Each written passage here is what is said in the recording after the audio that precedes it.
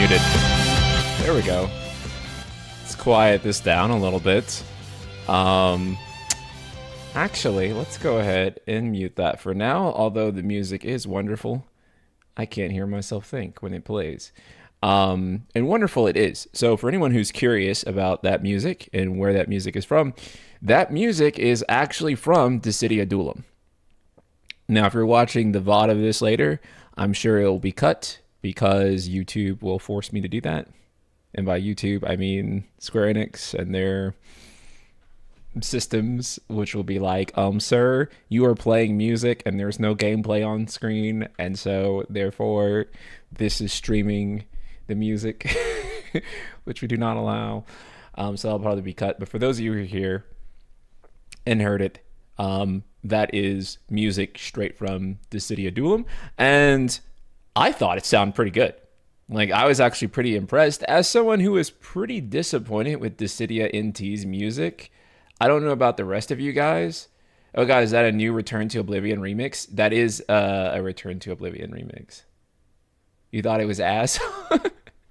Yeah, I thought it was pretty good. Dissidia music historically is not very good. Too chaotic and busy. This stuff seems better than usual. Yeah, I think so too. I think it's what I wish that they would do for Dissidia's music would be like, instead of just having like a normal music structure, I wish they would have like the composers themselves kind of guess and do like different remixes themselves, rather than just having one guy, or not really one guy, because it's usually multiple composers working on big games. But I wish they would you know what I'm saying? Like, be like, okay, so we got Hamauzu and like Soken on here, and we're gonna like let them do like their own versions of the track. Like, we'll have like Uematsu guest on here, Shimamura, yeah, like rearrange their own tracks. Yeah, exactly. Like basically the Dissidia of like Final Fantasy composers. Like, have like all the composers of FF like come together and be like, yeah, this is also the Dissidia of like all the people who work on the games as well. And so we're going to get like all the composers throughout the years of FF, and they're going to come and like rearrange their own tracks. That's probably expensive and like extremely tedious to pull off, and that's probably why it's not happening and doesn't happen. But that's ideally what I'd want. The Return to Oblivion music just sounds like they sped up the song by like 1.5x and threw a bunch of random tech noise. Look, that's like a lot of like techno remixes, if I'm honest. They do that shit. But yes, we do have some fun stuff to discuss today, chat. We have a brand new Dissidia Final Fantasy game. Oh, that's cool. It actually gives you a notification now when your mic is muted, and it checks that you're speaking into it. I had like a notification on here, and I was like, oh no, don't tell me drop frames. No, it was actually just telling me earlier that I was talking with my mic muted. That's cool. Very cool feature. But yeah, I'm so excited to see all you guys in here, and we'll get to talking about the actual project in just a second here, and we'll go over all the information. However, I'll just kind of like give you guys kind of like set the tone for what this stream is going to be and how I'm currently feeling about this game. So Nico, thank you for the tier 1. Thanks for being with us for 61 months. Brother, how are you doing today? So glad you joined. So, Couch Potato, my guy, what's up? So I think I had similar thoughts to everyone here when a brand new Dissidia was being announced. I was like, let's go. I was so worried when Dissidia NT had failed, and then on top of that, Opera Omnia being shut down. I was like, is the Dissidia franchise over with? Is it cooked? And I was worried that we would never get another Dissidia game again. And here we are. We have a brand new Dissidia game. What's interesting is that Dissidia Duellum had to be in development during the stretch of time where Opera Omnia was still running. So I guess they were thinking about Dissidia's future even at that point. However, I do think we need to start by addressing the elephant in the room. And that is, most of us wanted a brand new mainline console Dissidia game. Something that looked, feels, and plays like Dissidia Duodecim. I think all people wanted, basically, more or less, was an updated version of Duodecim. Whether that's literally through a remake that just adds new characters, new arenas, throw Clive in there, throw some of the other FF15 boys in there, maybe add in like Aerith because we already have like Cloud, Tifa, and Sephiroth. Add in a few more characters and it's like boom, there you go. We have a brand new Dissidia game, and I think that's all a lot of people wanted. Some people, like Icefire and All Things Crazy in chat, is just like, I just want a port of Duodecim. That's it. If I had to express my own desire, it's that we would get a brand new Dissidia game that played like Duodecim and improved on it even further and added a ton of new characters. And I certainly don't mind them having season passes and other things to sell us more additional characters, because as many characters as they could add, I would probably buy all of them, especially if they went outside of Final Fantasy 2, right? Like, I know it is Dissidia Final Fantasy, but I want Sora in there, and I want 2B in there, and Chrono. I think they should be guest characters. I think it would go over super well, and I think it would attract other people to it, and we might actually see that happen in this game as well. NSP, is there a chance that this is a prelude to a real game? Well, Opera Omnia and Dissidia NT did come out at roughly the same time, right? So maybe there is a new mainline Dissidia in the works. I would hope so, but I don't think that it's coming anytime soon, if there is. If there is, for the love of God, get rid of the 3v3. Nobody wanted the 3v3. It was a terrible idea. I understand what they were trying to do with it. On paper, it sounds fine. Except the core idea of like Dissidia, I think, to me, was always that 1v1, right? You guys know the feeling of taking on like another like humanoid boss in Kingdom Hearts 2? Like when you're doing like the Organization 13 like data fights in Kingdom Hearts 2. Dissidia was essentially a single player or multiplayer game of that, basically. It was a whole game of just that. The feeling of doing a 1v1 fight against a humanoid boss in Kingdom Hearts 2. They essentially turned that into an entire game on its own. And it felt good. And I mean, not only does the game obviously feel like Kingdom Hearts 2, the combat designer for Kingdom Hearts 2 was also the one who worked on Dissidia Duodecim and the first Dissidia as well. Combat designer is not the official title. I think it's battle planner. I forget his name. Chat will soon remind me. But he was the same guy that worked on both, and that's why both games have a similar feeling. And the feeling of that combat is still something that we're still chasing. Even in the Kingdom Hearts games, with Kingdom Hearts 3. Mitsunori Takahashi. Yes. Thank you, Couch Potato. He was also involved in Final Fantasy VII Remakes combat as well. I don't think I don't know how involved he is with FF7 Remakes combat, but he was involved with it as well as Indo as well. So, basically, you see his name on there, you know that good combat is on the way. He did the prototype and has vanished ever since. Okay, so he did the prototype of Final Fantasy VII Remakes combat, and then he vanished, and he's not currently working on Rebirth or anything. I thought he was on Cage 4, but now I don't know. Wow. If he was on KH4, my hype for that game would shift from like a million to a trillion. Right? Because I think Osaka team started to get it right toward Remind, but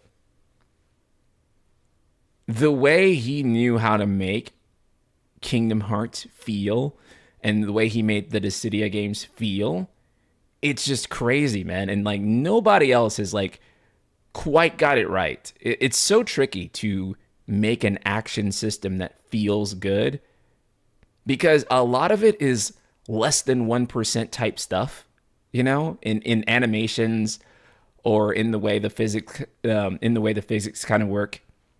And that less than 1% really adds up for how the combat overall feels. But you know, and that's why like you know, everyone wants to make like a Souls-like, for example. But not everyone's Souls-like feels as good as FromSoft, right? It's really hard to make that because, again, it's that less than 1% difference that you feel. And some people just like, you know, that's where the bag usually gets fumbled. And so it's legit why no one has ever made a real cage like, yeah. I mean, think about how crazy that is, right? That nobody has ever made like a real KH like. Because if you think about it, even Square Enix can't really quite capture Kingdom Hearts 2 again in terms of its combat, right? Like there is still that little bit that's like off from like the way Kingdom Hearts 1 and 2 felt. And I don't even mean like in like the higher level stuff. I just mean like in like the basic feeling of how like it feels to hit a Heartless with a Keyblade is not really quite the same in Kingdom Hearts 3 as it is in 1 or 2. Like the impact is ever so slightly off in those games. The animations don't have that same like weightedness to them. So even Square struggles to make a KH like, and they made KH. You know, they made the fucking thing. And even they can't like get the exact feeling down again. So it's really hard, man. It's really hard. So anyways, I think the best way for us to start this is probably let's watch the trailer together. And then we can dive into some of those specifics of the game. So I'm going to go ahead and pull the trailer up for us. Give me 1 second.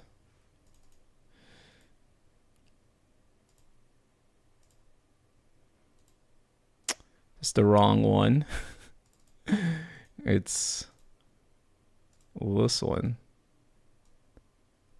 Is that right? I fucked up the cropping. I always do this. Fix my cropping. There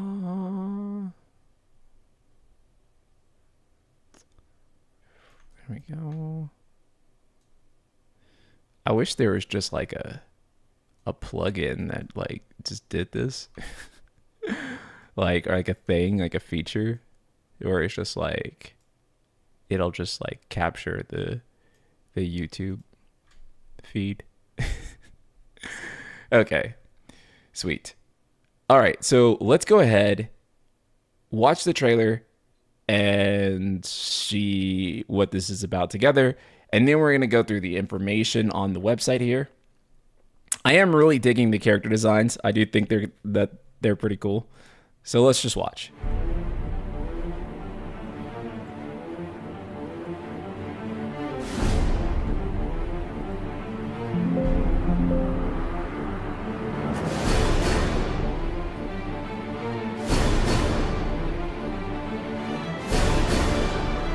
Those who arrived at the confronted are called ghosts.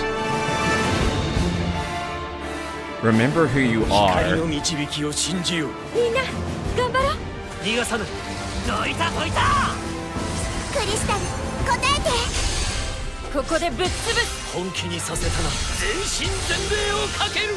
Okay, so bravery is still a mechanic, right?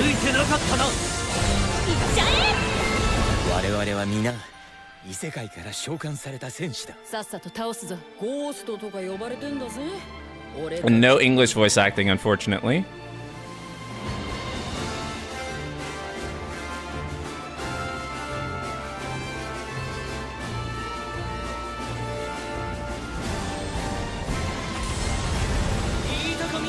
Summons are back.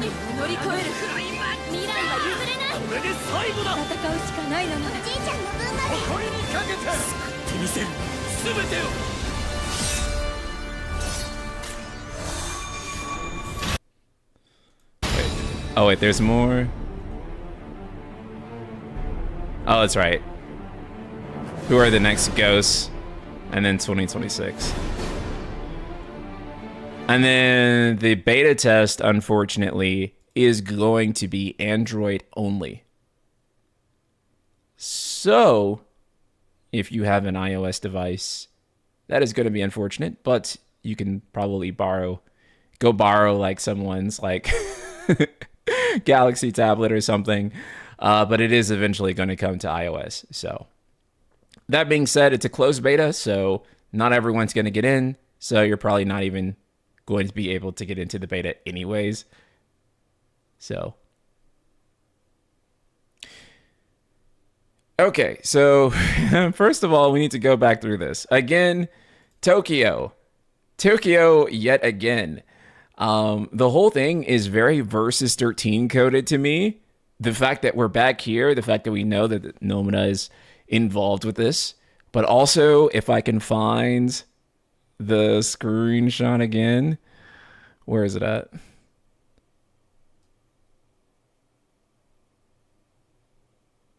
Was it in this trailer, or is that just like a released screenshot? But there is a screenshot with the behemoth.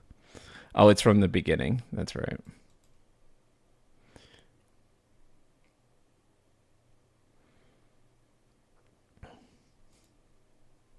So this screenshot right here is so Final Fantasy Versus 13, right? There is a scene exactly like this in Versus where Noctis is basically fighting a behemoth in the middle of Shibuya.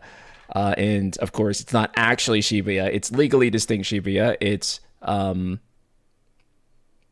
Insomnia. So he's fighting the behemoths in Insomnia.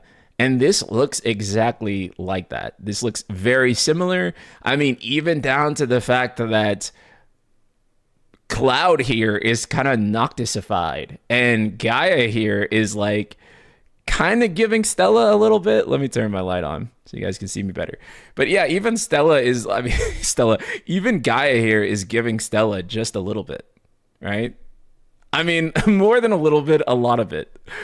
So, also Gaia, very interesting choice.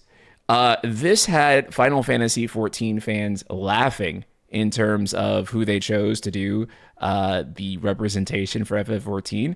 So to give like single player FF fans like a little bit of context, Gaia is not even a main story character.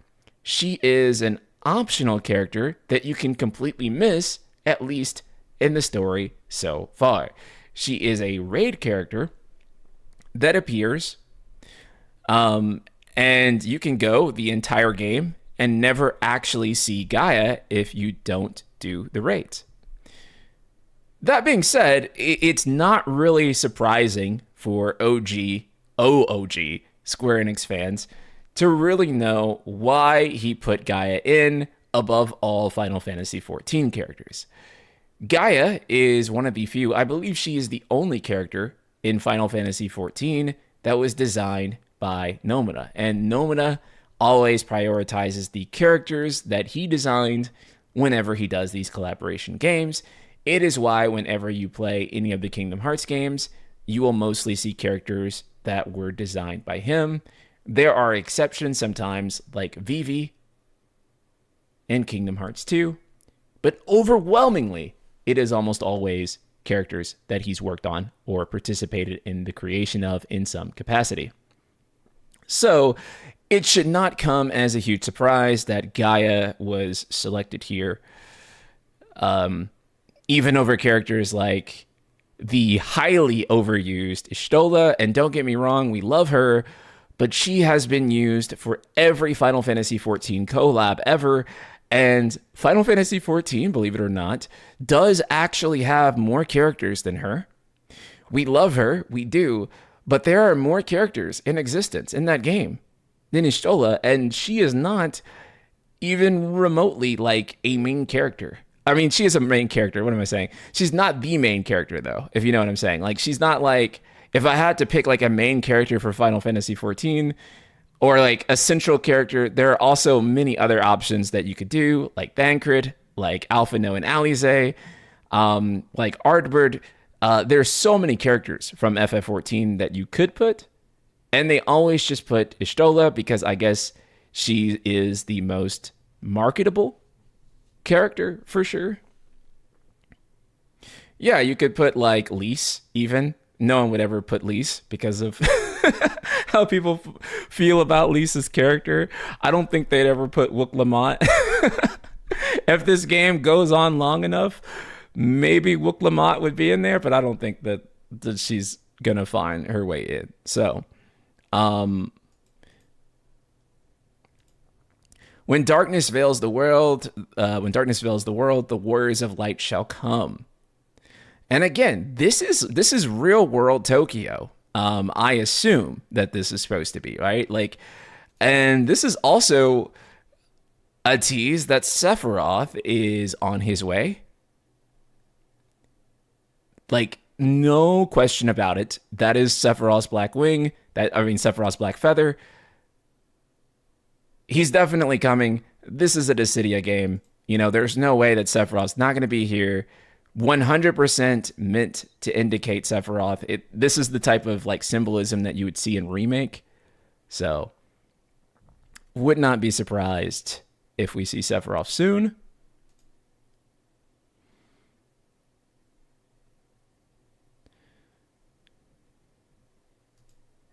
A peaceful everyday life visited by chaos. Those who arrived to confront the chaos were called ghosts. So, again, this is also a really interesting thing. Apparently, the Final Fantasy characters that are going to be in this game, you know, I guess like some characters would like call their characters champions. Some games would call their characters legends, etc. Here, they are going to be called ghosts. That's a very interesting term for a gacha like this, right? I don't think I know any other gacha that would call their characters ghosts. So that's fascinating and probably going to have a story connection. Obviously. Remember who you are. That whole thing also makes me think that all the characters are going to have some type of amnesia. That should not be surprising at all, like even a little bit. The characters are going to be like, oh, my memories. Yeah, that's like standard stuff. And, you know, this is also where this gets a little bit controversial for people, right? Because one of the big problems that people had with Dissidia NT was that NT was a 3v3 game. And we're doing it again, guys. We're doing 3v3 again. I know. A lot of you, not very big fans of the 3v3 style. This is something that we're kind of talking about in the pre-stream. I'm more of a 1v1 guy, right? Like, I always thought it was cool to be able to say, like, oh, I want to see how Cloud would stand up against Kefka, right? Like, that was always kind of the appeal of it to me, was to do that 1v1 fight. But we're doing 3v3.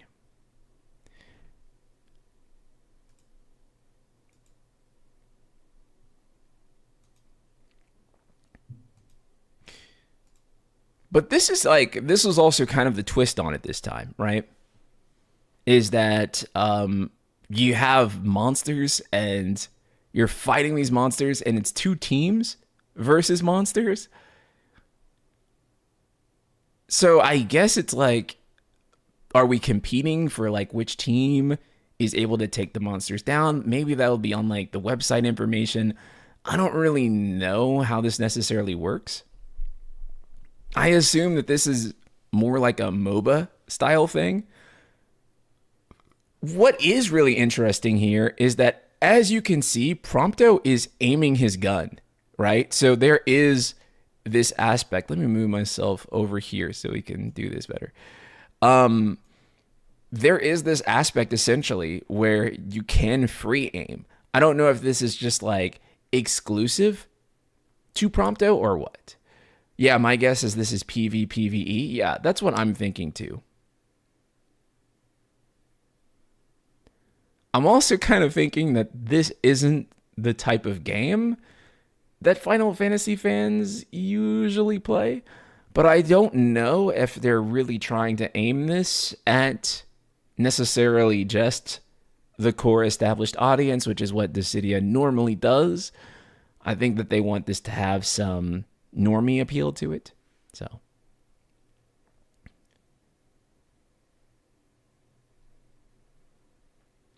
that Prompto gameplay seems to show your attacks will have rarities, so get credit cards ready to pool for your abilities to be in meta. Yeah, that might actually be exactly how they're monetizing. I think you're onto something.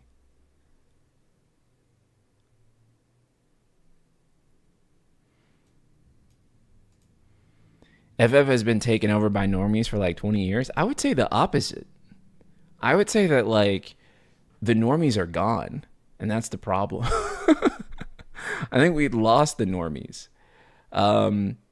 Games like, 16 for an example, and 15 as well, were like big swings to try to get the normies back.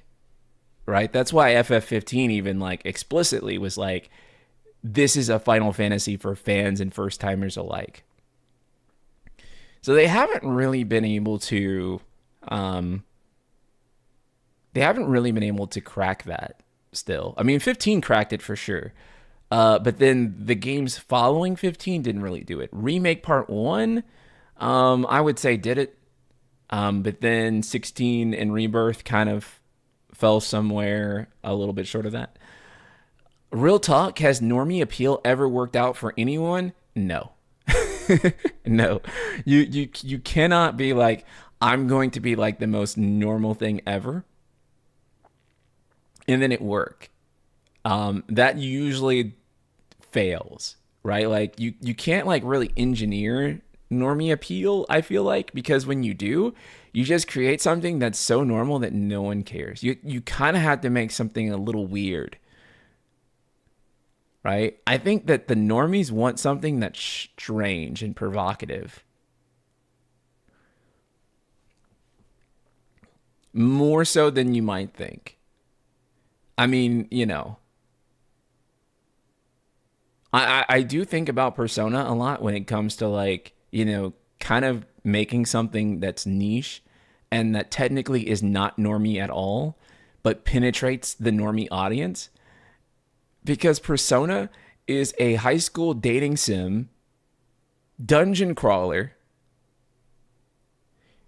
and on paper is the most niche video game ever. It is like,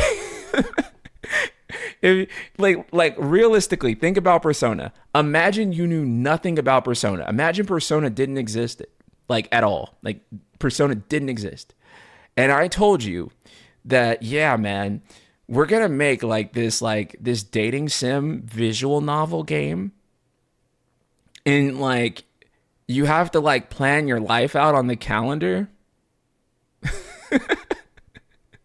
and you have to like go to school and work a part-time job. It's turn-based. How many units do you think that would sell, right? Like, just based on like being like an exec, like how many units do you really think that would sell if someone pitched that to you? I would be like 500,000 units would be like, okay, this sold like pretty damn good. Right? I would be like, oh shit, that's crazy if it sold 500,000 units. But actually Persona 5 sold 10 million units, right? 10 million. Right, so that is kind of the thing about like normie appeal, or what we think will be normie appeal, right?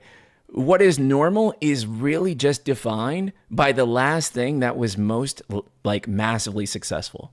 That's it. That's what becomes normal. That's also why you can't like engineer for normie appeal, because normality is constantly in flux, right? It's constantly just based on what did successfully penetrate like the mainstream audience, and that's usually based on just purely like what is good. You know, if you make something really incredible, and if you make it with high enough production values that tend to draw in people and give the game a chance and make them look at it, that's usually what makes things take off, right? So I don't think that, and I'm not saying even that this game necessarily is designed for like normie appeal or whatever. I do think that there's definitely some elements of it that could draw in like a normie crowd, for sure. But it's just to say that like with the idea of designing a game for normies, quote unquote, that it's just, you can't really do that, right? Like Elden Ring, for example. Elden Ring is technically a normie game now. The game sold over 30 million units. I think it's at like 35 million, something like that. Crazy. So, you know, by definition, that is as normal of a video game as you can get. And yet you think about like the skill level needed to get through Elden Ring. It's actually it's actually pretty high, right? Like, you know, you look at like the distribution curve of like gamer skill. Being able to get through Elden Ring and Shadow of the Erdtree is like not trivial skill for a gamer, and not trivial like levels of persistence. Technically speaking, that's like really like challenging for most people. And that game sold 30 million units, right? Most people apparently can't play Souls, allegedly, and then they did. And then, yeah, so it's just like, Captain Cold Cuts, thank you so much for the super chat. With the remake now canceled, question mark, I'm guessing a lot of characters, I'm guessing this game will get a lot of FF9 characters. Got to put those assets to some use. I don't think Final Fantasy IX Remake is canceled. But I do think it's in trouble. And I don't think we'll find out anytime soon. We also never got any follow-up confirmation on that. So I'm just going to say, don't put all the eggs in the basket of it releasing, and don't put all the eggs in the basket of it being canceled. Honestly, the best thing for us to do right now is to forget Final Fantasy IX Remake exists until Square Enix teases shit again.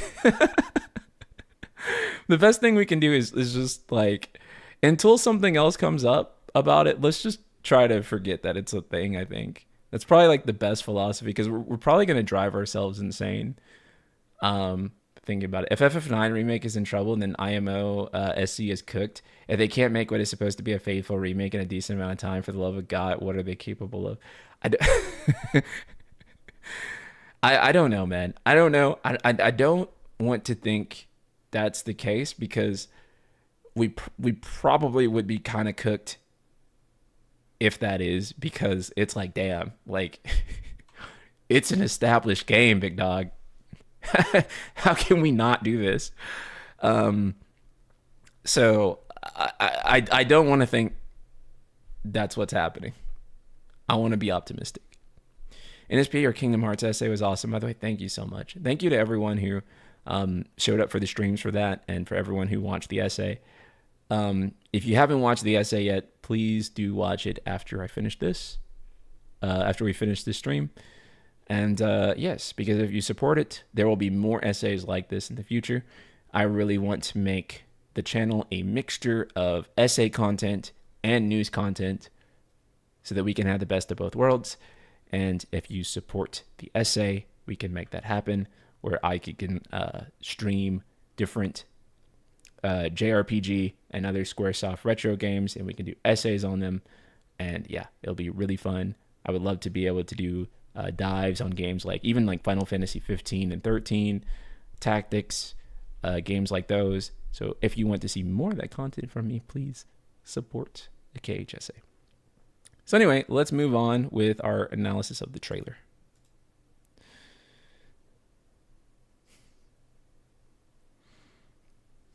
I don't know where to put myself. I'll put myself right here for this one. They kind of keep mixing it up. Breakpoints are back. Of course, it wouldn't be Dissidia if there wasn't bravery. But this is interesting. Purified crystals accumulate bravery. So are we not doing brave attacks and HP attacks like we would normally do?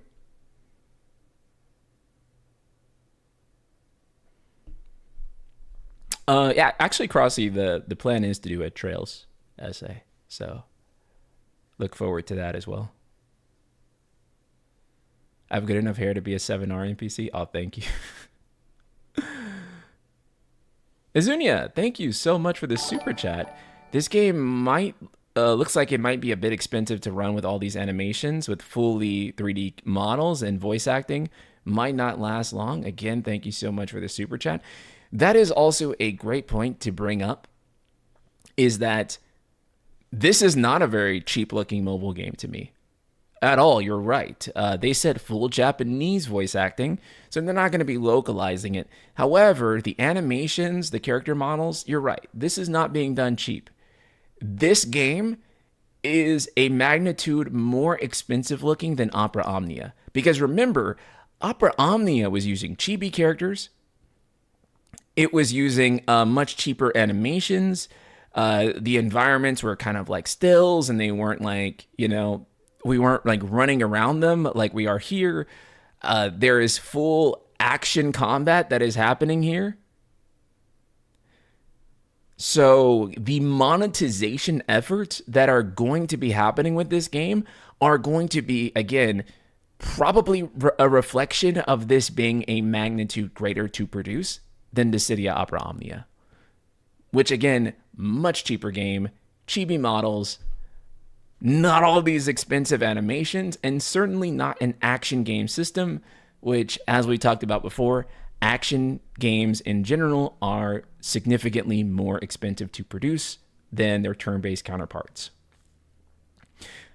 Just the fact that these ability cards here, you really can't see it in this current screen that we have on here, but just the fact that these ability cards are also being drawn by artists, like each one is going to be created by guest artists.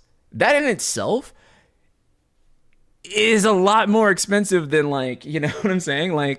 Because they have to commission all of these artists, really expensive, really talented artists. And that is going to cost money, right? And so this is not going to be cheap. This is not going to be cheap. This is actually a pretty expensive looking game. And I feel like quite a bit of money is actually going into this. I'm actually very surprised that this is, I don't want to say that I'm surprised that it's a gacha, but I am kind of surprised that you know what I'm saying? I don't know. I just feel like it is kind of crazy that this much money is going into this, because it also means that there is a large degree of confidence. They cannot compete with Genshin, Naraka, Blade Point, or Honkai Star Rail.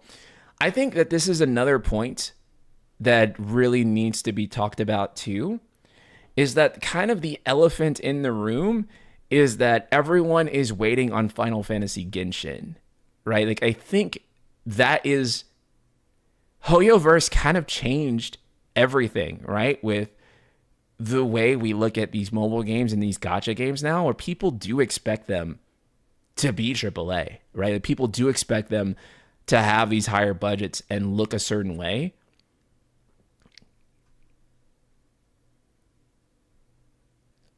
And I do feel like doing the traditional mobile game stuff probably isn't going to work as much. I don't know, man. I don't know. I really don't know. This sort of mobile game would have been cool in 2017.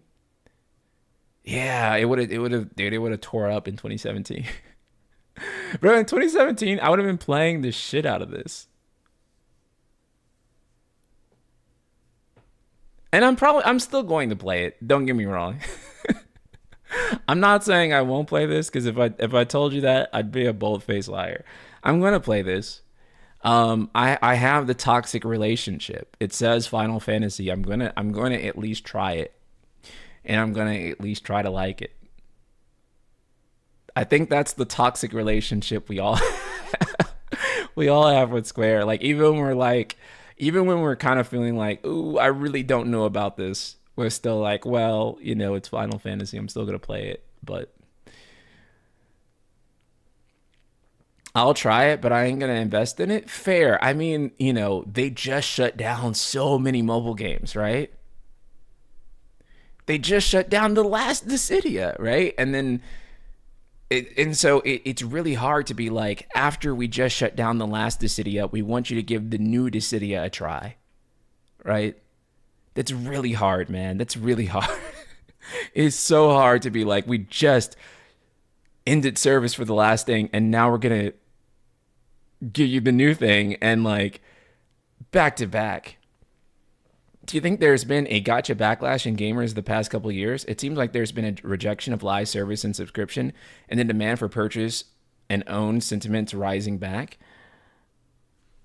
I do think it is happening, but probably not at the scale that it needs to. I think it's happening at the scale where people are rejecting it, but not at the point of where people are uninstalling Marvel Rivals, right? Or Fortnite or Genshin. And like the reality kind of is with service games is that until the big players are seeing a decline, the industry is not going to look at the failures in between and say, oh, it's over. We need to quit pursuing it. They're just going to say, we need to come out with the next thing that puts Marvel Rivals on its head, right? Like, we need to come out with the thing that beats Marvel Rivals. Because that's the way they see it, right? And so, unfortunately, if the big gotcha players are not seeing a decline, then they just view that rejection as discourse. And they just view the failed games as failed attempts at trying to get the money. So they're going to keep going until, actual service games see decline. But I don't know if they will, because while, yes, older Gen Z and millennials, we're like, fuck that shit. We want to buy and own a video game. I feel like younger Gen Z and Gen Alpha probably aren't seeing the same value proposition that we are, which is, of course, why I say, if you have kids, if you have nieces and nephews, if you, mentor a younger person in some way, if you have any type of relationship like that with somebody younger, please introduce them to high quality console games that they can buy and own and play and and actually realize that there are video games out there that you can engage with and not have to do pulls and such like that. Yeah, introduce your kids to Peak.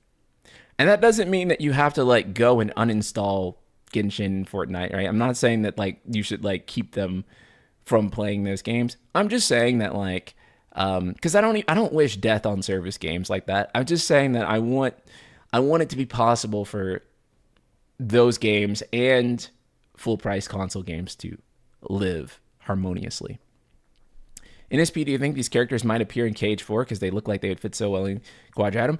I think that if we don't see these characters in Cage 4, it might be kind of disappointing at this point, because it's like, dude, they literally already have their Quadratum outfit.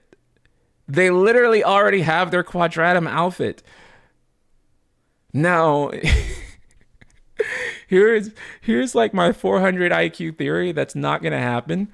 But it's my fantasy, my Final Fantasy. Here's what Here's what I want to happen.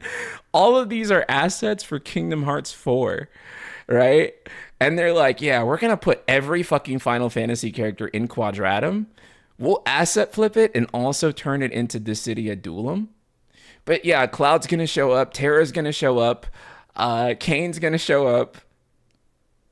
Cryo will be there.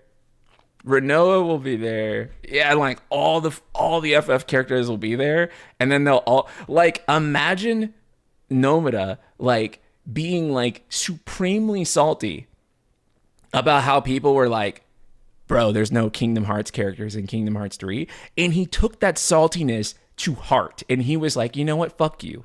I am going to put so many Final Fantasy characters in Kingdom Hearts 4 that you will actually never wish for Final Fantasy characters again. You will actually be so annoyed by how Aaron and Waka and Riku and like every FF character that you can possibly fathom is popping out every 3 or 4 seconds,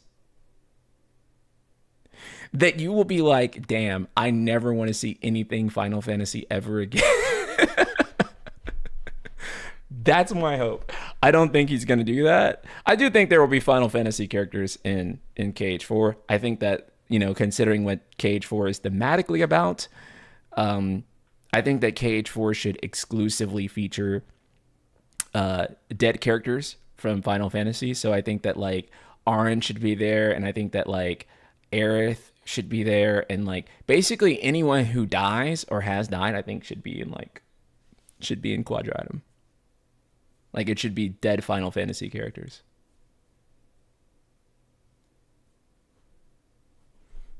Well, let's move on with everything else in here. Cool animations, unleash your power, defeat the giant boss faster than your rivals. And so, yeah, this is in modern Tokyo with full Japanese voice acting. I do kind of like the art style for this. I'm not going to lie. I like the modern clothing. I like, obviously not shown here, but I like a lot of the modern designs. And I like the style of cell shading that they're using here. It does look Genshin adjacent to me, which I don't think is a bad thing. I think that people who play MiHoYo games can look at this with a degree of interest.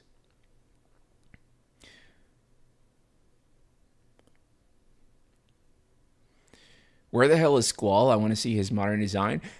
Another thing I'm really liking about this game in particular is that they're not just doing the standard characters that you would expect, right? So it's not the vanilla roster. Actually, I think as vanilla as it gets is this right here, Cloud and Warrior of Light. But a lot of the picks are actually like somewhat surprising, right? Like Gaia, Prompto, what? That's actually pretty crazy. Will you make a big video about this? I mean, I'll be covering the game. This stream will probably get turned into a video because we're just going over all the information, and I'm going over it at such length that this stream probably might as well turn into a video. So I'll probably do that. But yeah, I'll be making other videos on this, and hopefully Square lets me into the closed beta, and I can do some impressions content for you guys.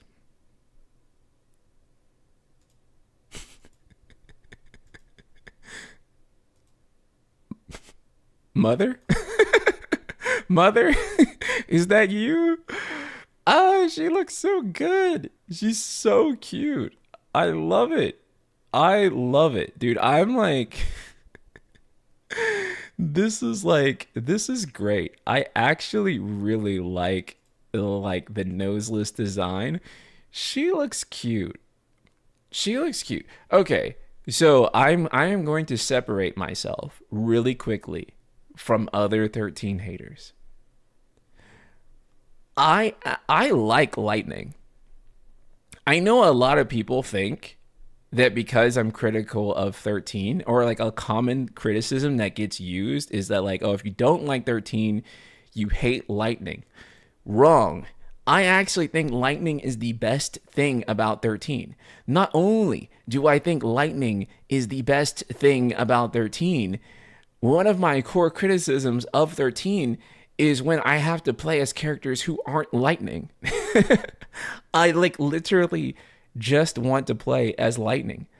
I think that lightning was actually a cool character and a step forward for the franchise and a cool heroine in general. I am not anti lightning. I have a lot of problems with Lightning's game and the design of Lightning's game. And I do think that if the story was told a little bit better, it probably could have made people like Lightning a lot more. But I am not anti Lightning. Lightning is cool, and she is one of the most iconic characters in the series. So I'm not anti Lightning. A lot of people would expect me to be Lightning sucks. No, Lightning's cool.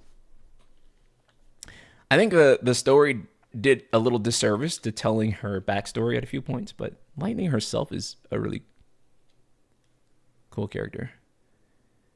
Lightning was a horrible character in 13. She was great in Lightning Returns. Brother, it's the opposite. It's the opposite. She was a great character in 13 and 13 too, and then she's a terrible character in Lightning Returns. It's the opposite. Lightning Returns is where she falls off. But every character in 13 falls off so hard in Lightning Returns for me. I don't think that there's a single character in Lightning Returns that ended up being good. They like ruined the characters I did like in 13, honestly. Caius kind of gets shafted a little bit. Hope's glow up in 13 too was like amazing, and then they ruin Hope again in Lightning Returns.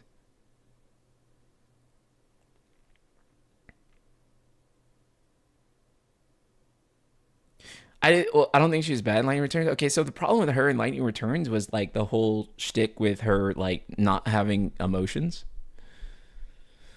So sometimes it was just like really deflated in terms of like a lot of moments. Yeah, I think Lightning's a cool character. Again, I have a lot of criticisms of her game, but I don't have any problems with her. Um,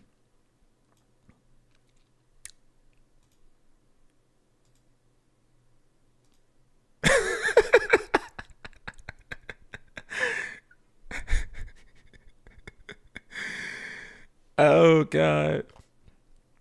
Chat. Benedicta's in the game. They put Benedicta in. No, I'm just playing. That is definitely Zidane, but um yeah, he's so short. Bro, he's so Krillin coded. Yeah, yeah. Zidane looks like Android 18. This is like the kid of like Android 18 and Krillin. Like, holy shit.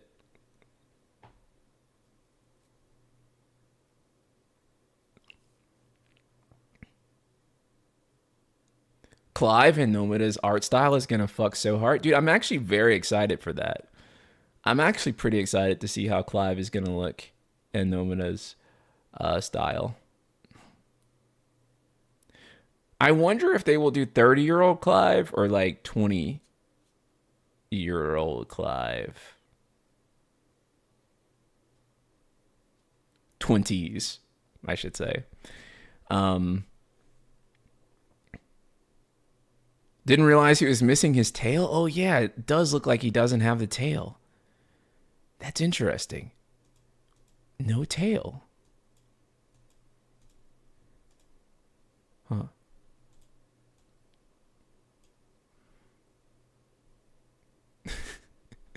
This looks like a cute dress-up game, dog. This is awesome. Roy Mustang, thank you so much for the super chat. Square Enix's mobile games are a decade behind Chinese gachas. Just compare this to a MiHoYo game, Wuthering Waves, Arknights Infield, etc.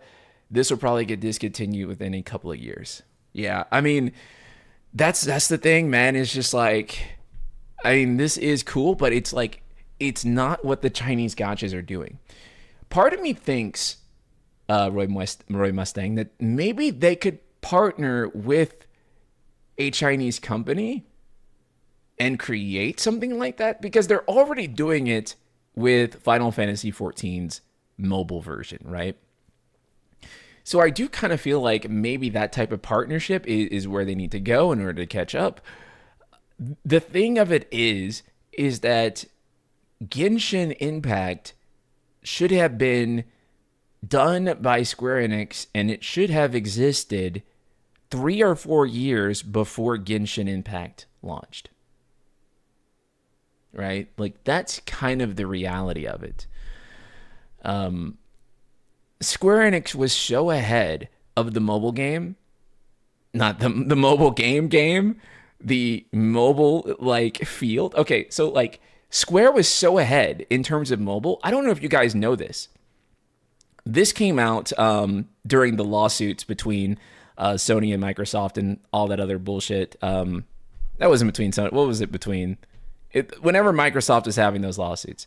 So when Microsoft was having those lawsuits, essentially their attempt at acquisitioning Square was leaked through that. And the reason that they wanted Square was not because they wanted Final Fantasy. The reason Microsoft was wanting to buy Square was purely because of their mobile division. Square Enix's mobile division was so far ahead of everybody else in the industry that Microsoft, in an attempt to have their own mobile division, was looking at buying Square. That's how far ahead Square Enix was when it came to mobile games. Go back and look at Mobius Final Fantasy. Mobius was crazy for its time. Dude, Mobius was insane. Mobius was one of the most insane mobile video games ever. You got a new phone and you want to show off the type of graphics that your phone could do. You could download Mobius, and Mobius was like a full console game in your pocket. It was like nothing else you had ever seen, and it would run on like an iPhone 5 at good frame rates. And it looked like a PlayStation 3 game, which at the time was huge because they actually were able to use assets from like games like Final Fantasy 13 trilogy directly into Mobius. That is how far ahead that Square Enix's mobile division was, right? And so when you kind of see them now chasing things that aren't making the next Genshin, when realistically, they should have been the first Genshin. They should have been the first Genshin, right? I feel like they got a little bit complacent when it comes to pushing the envelope there. And then MiHoYo stepped in and saw an opportunity, and they made that, and it wasn't Square. But Genshin should have been a Final Fantasy game, and it should have dropped maybe 3 or 4 years before Genshin actually did. So yeah. Let's keep going through the trailer. See if there's anything interesting. Again, this alone kind of tells you the game's not cheap, right? Because ability illustrations drawn by popular artists. So, you know, it's like they are not getting like, you know, they're not just using like a standard in-house artist. Even like the various abilities are being drawn by different artists, and they're commissioning those artists. So that's adding probably a few $1,000s to the cost of each ability, right? Depending on how much the artists actually are to commission. And that can vary pretty substantially from maybe a couple thousand all the way to tens of thousands, depending on the popularity of the artist. This is just one of those things that's like really hard to guess at. But what that tells me is that the monetization of this game is probably going to be around the abilities. I think, because I think the reason that they're spending so much on making the abilities appealing is that they want you to try to pull for the abilities.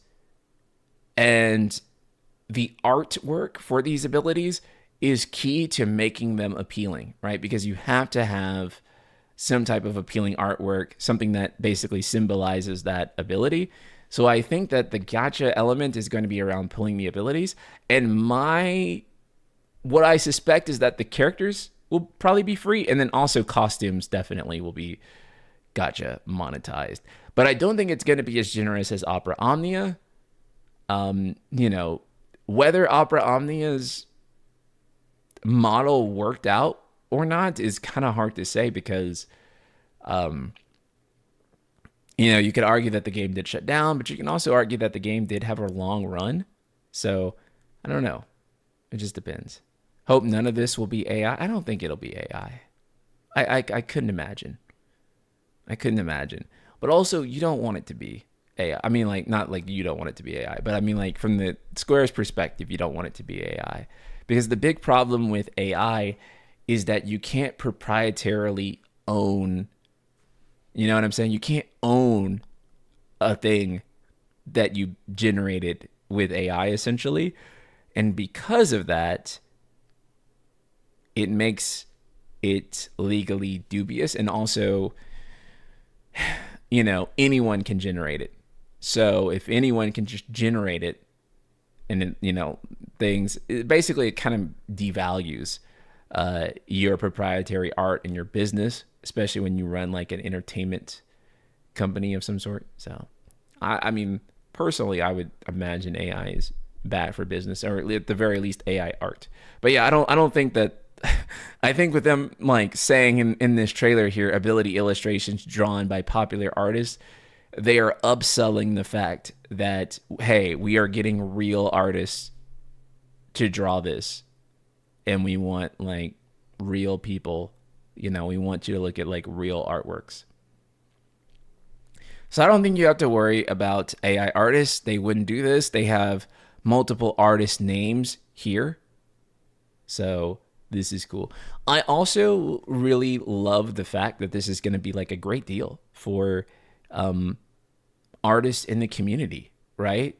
So we have so many wonderful artists in our community, and those artists are essentially going to get a chance to draw artwork for a Final Fantasy game, right? So I think this is cool. This means if you're an artist in the community, maybe you'll have a chance of being in the game. I don't know that for sure, but I'm looking at some of the artist names here, and I'm thinking like, are some of these just like artists from Twitter? You know? So I'd have to look into some of these artists, but you know, that ends up becoming a possibility.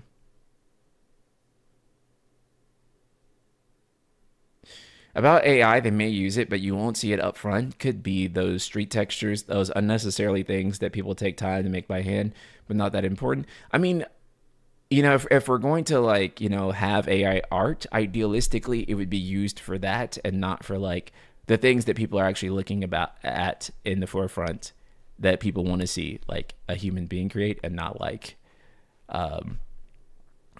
here is our AI generated character, right? But if it's like, here is our AI generated street texture, yeah, no one's gonna really care too much about that. But if it's like, yeah, we're making like a new video game and then we AI generated the character, and then yeah, people are gonna be like, what the fuck?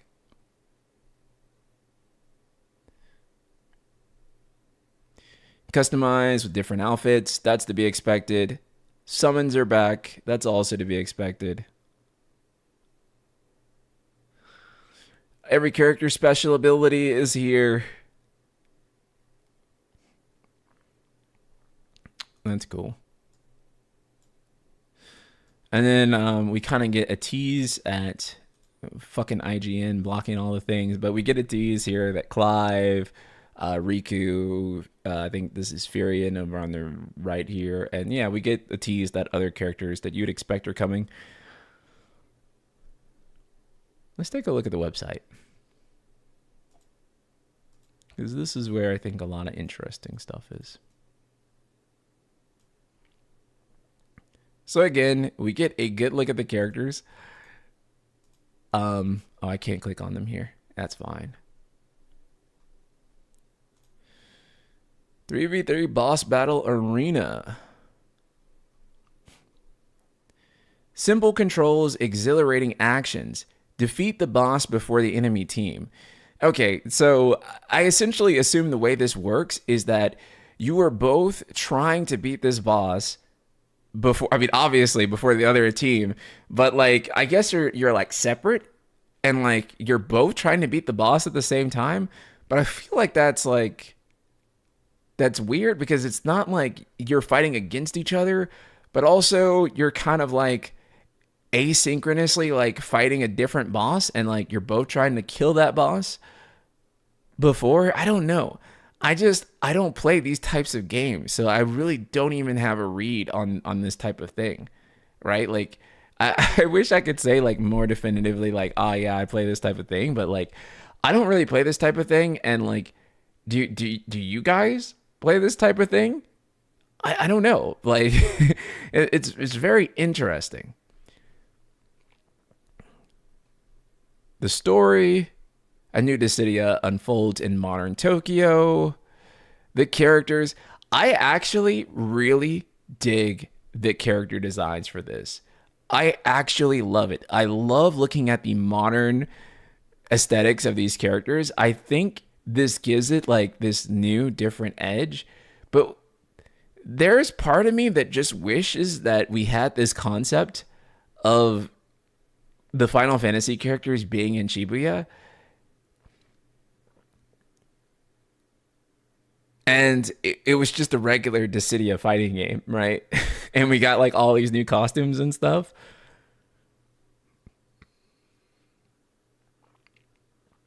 I do kind of wish it was that. You know what I'm saying? Like that would have been way cooler for me.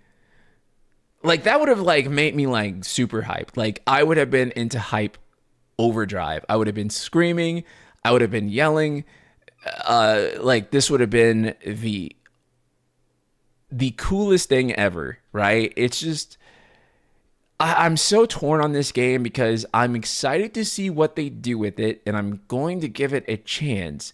But I think that this is $1 billion idea, like the core concept, but like the only problem is mobile and the fact that it's not a Dissidia mainline title. But I actually think that the Final Fantasy characters dressed in modern fashion, hanging out together, is a cool idea, and a lot of people would be into it. But damn, man, I just wish it was just a regular Dissidia game. I can't help it. I know. And I don't want to be down on this, but I just want the thing. Vanita Sentiment 13, thank you so much for the super chat. Imagine them doing a Tweeby crossover. I mean, yeah, they can. They can also do like Kingdom Hearts. I think that would also be awesome. I think it would do a lot of goodwill if Sora showed up. I don't know if Sora can show up because, again, licensing is always so crazy, but I think it would at least give Kingdom Hearts fans something. I know Kingdom Hearts fans are super mad because they canceled Missing Link and then they show up like a month later with more Final Fantasy stuff and they're like, holy shit, you canceled our gacha slot for this gacha slot. And I'm sure that's what they're thinking, but like, yeah.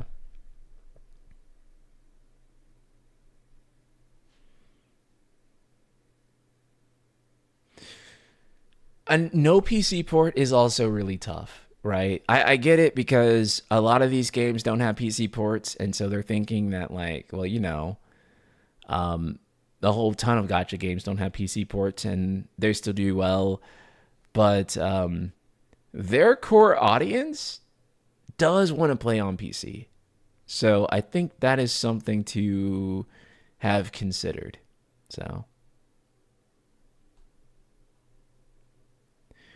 Use tags to talk about your favorite FFs. Follow a player who's you're interested in. Let's chat about the story episodes together. Which one is your favorite? I really liked Terra's episode. I thought it was refreshing and fun to see Warrior of Light using a sticker. The face on the sticker is great, isn't it?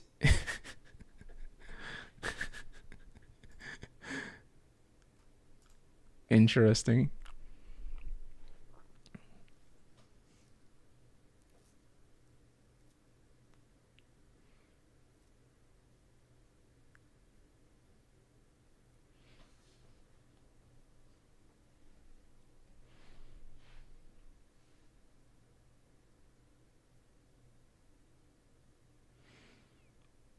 Can I date Lightning? Please let me know. I can't imagine Lightning dating somebody. Like in general. Who has your favorite fit? Uh Probably either. Actually, I feel like Warrior of Light kind of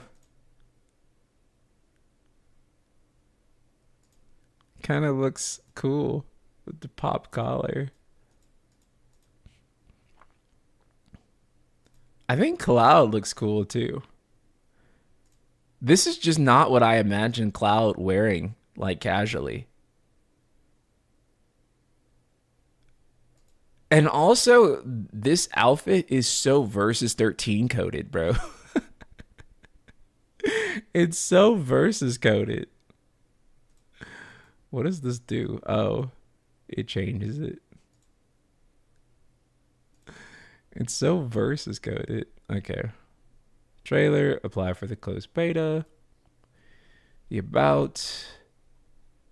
That's what we already knew. System.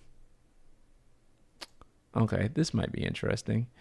Hunt monsters near a crystal to purify it and gain lots of bravery. Okay, so in a weird way, this is already like the biggest gameplay change for Dissidia. Because you're not attacking an enemy or another character for brave points.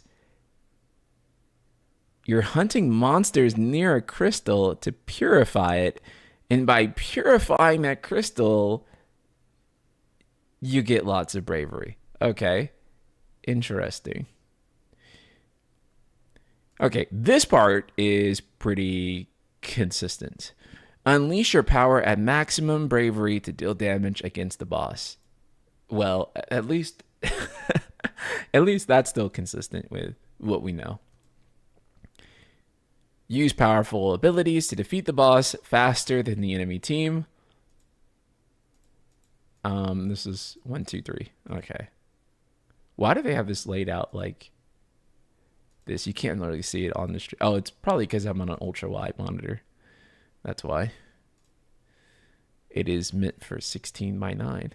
But on my monitor, it looks like it's weird. Okay.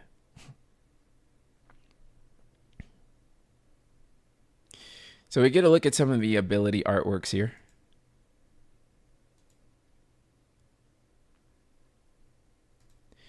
Dude, they got Yoshitaka Amano making stuff for this. Okay. I don't think that's a new Yoshitaka Amano artwork, is it? I don't think it is. I don't know if it is, actually. Ultimate Shield.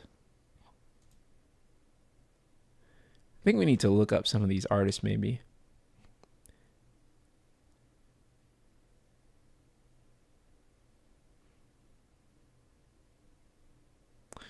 Very interesting. Well, Itahana, that's like FF9's character designer. I'm not sure about Nakomi or Raita Kazama. I'm not sure about those. There are also characters with abilities to share bravery, so I doubt it's only from crystals. See Kryl. Okay, that's interesting. Character roles are returning. Cloud, of course, is melee. Terra is ranged. Lightning is agile. Agile is interesting.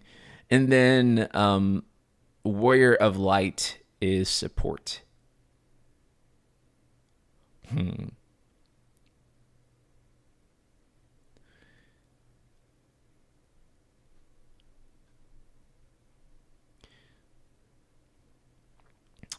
Now this is interesting too. Outfits. So, I mean, as you can imagine, they're probably going to have a bunch of casual wear. Tara here starts out with the school cardigan. It says change up your style with acquired outfits, including a new look adapted to the modern world.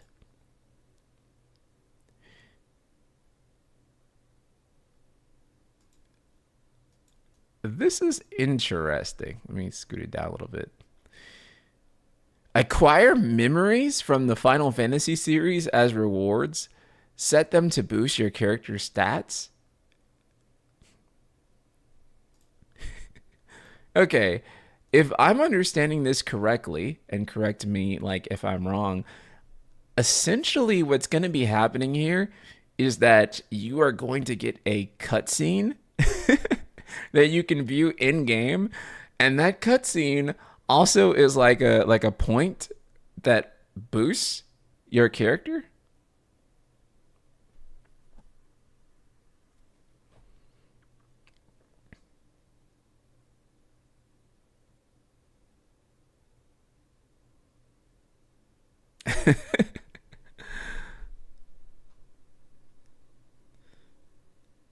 The fist icon looks like the Riot Games logo a little bit, bro. A little bit. The more they remember, the stronger they are. Oh, right. Because if you recall in the trailer it says, "Remember who you are." Right. So essentially, you're collecting memories of the characters, and as you know, you give them their memories back, they get probably some of their abilities back. Right. Can you imagine the boardroom pitch for this? I know. Okay, this is pretty standard Dissidia stuff. Obtain music tracks from the Final Fantasy series and their arranged versions to elevate your battles. Okay, that's cool.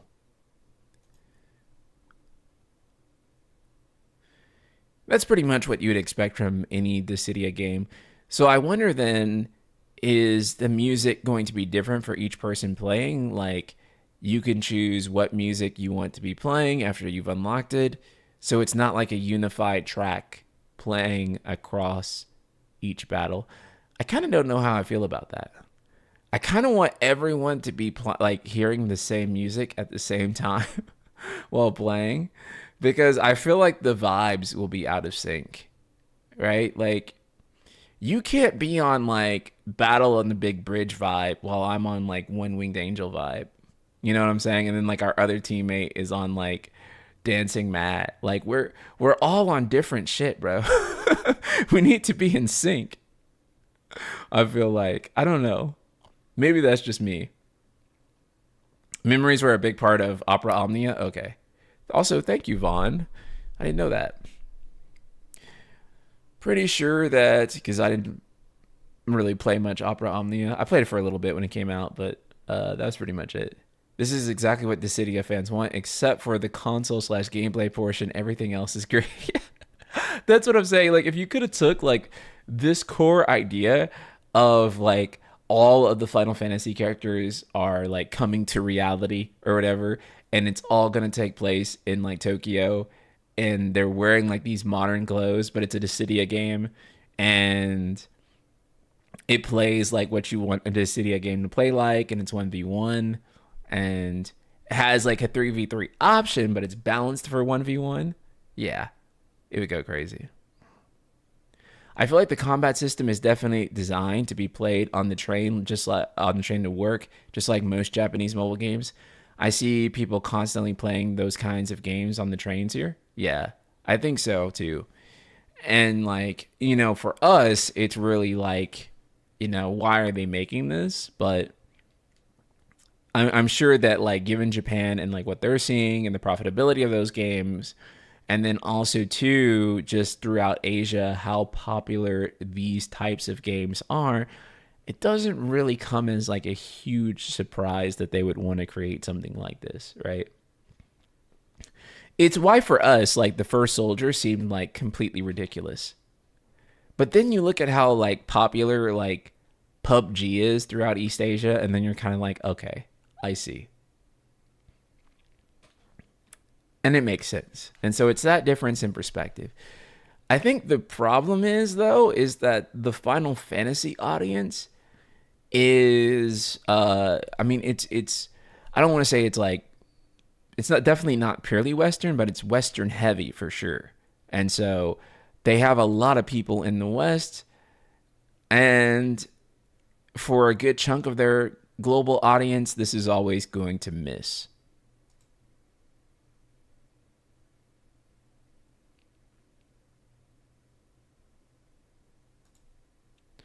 Right, I agree. We're not the center of the universe, which is why stuff like this seems so weird to us and like it misses. But you know, it also has to be said again that a lot of their audience is, you know, a global audience, is an audience outside of Japan and outside of East Asia. And so they do have to account for that. Now, I do want to point this out. This isn't always accurate, right? So don't take this take this with a grain of salt, basically. That, and then this is the IGN upload. So this is basically like 1.6 thousand dislikes. Let's see if we can actually find the, is there an upload for the actual, okay, let's see if we can do the actual Square Enix upload. Okay, we got the actual Square Enix upload. Yeah, so this isn't, bear in mind, the plugin that lets you see this number is not 100% accurate, right? Like there is the discrepancy between what this plugin will show and like what's accurate. But this is kind of this is kind of fucking rough. Like it is pretty rough. Like we can't deny that this is not a good way to start off a game, and then there are not too many games that recover from an initial revealing going over this poorly in terms of the dislike ratio. Now, again, I just want to stress that the plugin that lets you see this is not fully accurate. I tell you this as a YouTuber who also uses this plugin. It's a semi-decent ballpark, but I've seen this show like dislikes on videos that I've uploaded that were sometimes more, quite a great deal more. Like sometimes I'd see the bar and be like, dislikes, and then I go check my analytics and it wasn't like nearly as many dislikes as it was saying. Sometimes it's also less, and that's more rare, but as a general ballpark estimate, it does tell you like probably within like 10 to 20% accuracy like how far it is. So it's a semi-accurate ballpark, but it's not like 100% representative, which is to say that the video definitely got a fuck ton of dislikes for sure. Like that's like true, but it's not like the 100% accurate ratio. It could be like 20% higher on the likes or 20% lower. I've seen it fluctuate quite a bit. So don't take that as like the definitive numbers, but it does mean that that video probably got disliked to hell and back. That brunch is probably true. Who the hell is disliking an NSP video? Uncultured swines. I know, brother. I know. Who would do such a terrible thing? Terrible thing. Got the characters.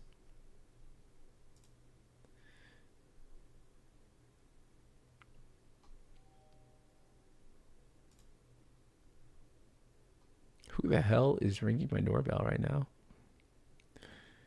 Well, they're going to have to wait.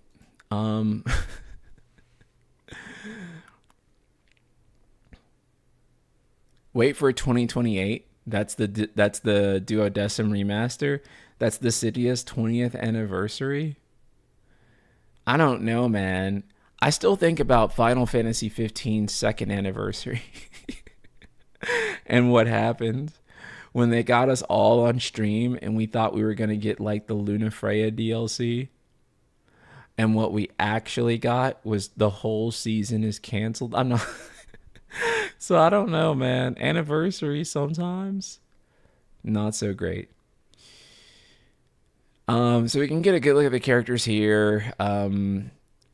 His passive ability is Light's Blessing, and that increases the attack of allies nearby. Unique ability decreases damage taken by all allies by 15%. We don't really need to read off all the abilities here because we don't really have context for this. So we don't really know how good or how bad any of this shit is. But the designs are cool. It is also awesome that everyone has like, kind of essentially their original outfit and then their modernized, updated outfit.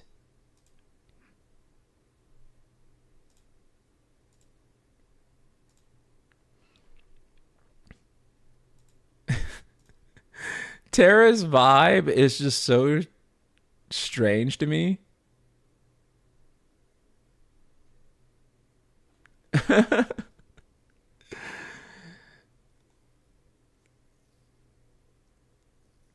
Like, I don't know. It's cute. Terra looks like Yukari with a sword. She does look like Yukari. Haru Okumura. It's a very weird angle for Terra. I don't know. I kind of would imagine her having like a more mature, womanly vibe like Lightning. This is cute. I'm not hating though. I'm not hating. I just imagine her being dressed more like Lightning, But it's not bad. She definitely does look like Yukari for sure. Giant Monkey Butt, thank you for the super chat. I see this and think to myself, there's no way this didn't get canceled and FF9 remake did. So I'm hopeful. Brother, they were like, we need more money for Dissidia Duellum. We need to cancel Final Fantasy 9 remake. That's exactly what happened. No, I'm just playing. Think they'll bring over the Ever Crisis April Fool's high school outfits? They should. It's the Kogal Garu style, very popular in Shibuya. Okay. I don't like super no Japanese fashion, so. Okay. Mr. Strife here. Again, not really what I imagined Cloud wearing, but I do like it. Again, this cannot be more Versus 13 coded. This is the most Versus 13 coded thing ever. I sense a Persona 5 collaboration coming. Master Key, that is funny because there's kind of a joke that every time Persona 5 collaborates with the mobile game, it like dies soon after. That and Nier, and so I don't know. But I could definitely see a Persona 5 collab. That'd be very cool. I think if they were smart, they would do a Persona 5 collab for sure. I think a Nier Automata collab is guaranteed for everything in existence. So, okay. So I saw like a little bit of criticism online that Renoa's outfit is basically the same. One, I don't agree. I mean, it is, but I don't know. I like this. I like this a lot, actually. I actually just kind of like what they did with Renoa in general. I think her face looks cute. I think this outfit is cute. I really don't have any problems with this. I think it looks good. Actually, like if you did Final Fantasy VIII Remake, this is like somewhat how I would imagine her looking like in a hypothetical FF8 remake. Yeah, because she already wears modern clothes, So this just makes it less 90s or early 2000s and makes it more 2025. I think this is baller. If FF8 if FF8 remake happens, then this is what she should look like, IMO. I think this is pretty solid. The denim shorts are better, dude. They are. Like they just are. Like cuz like I don't even know like what this is. Like this is like um the bottom piece here. It's like I guess it's like a skirt and then she has like the shorts on underneath.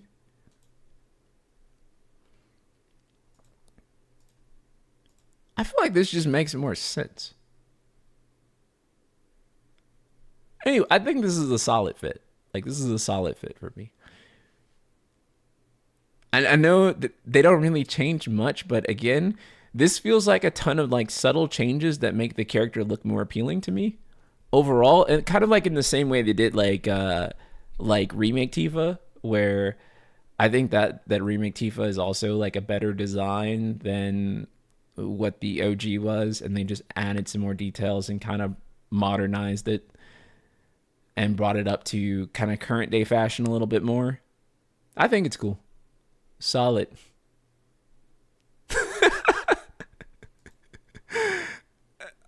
I mean, I don't dislike it.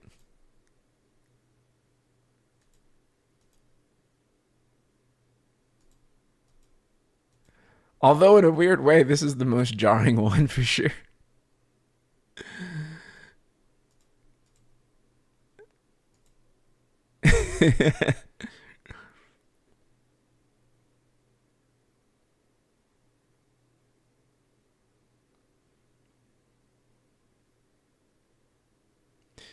It definitely is the Android 18 fit. There's no doubt about it.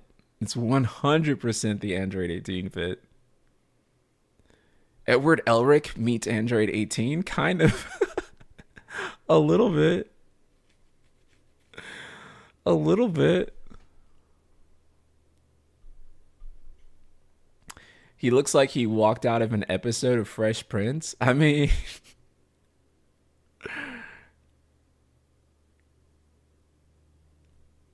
I do feel like this is what real life Tokyo Zidane would wear, you know? It's not out of character, I don't think.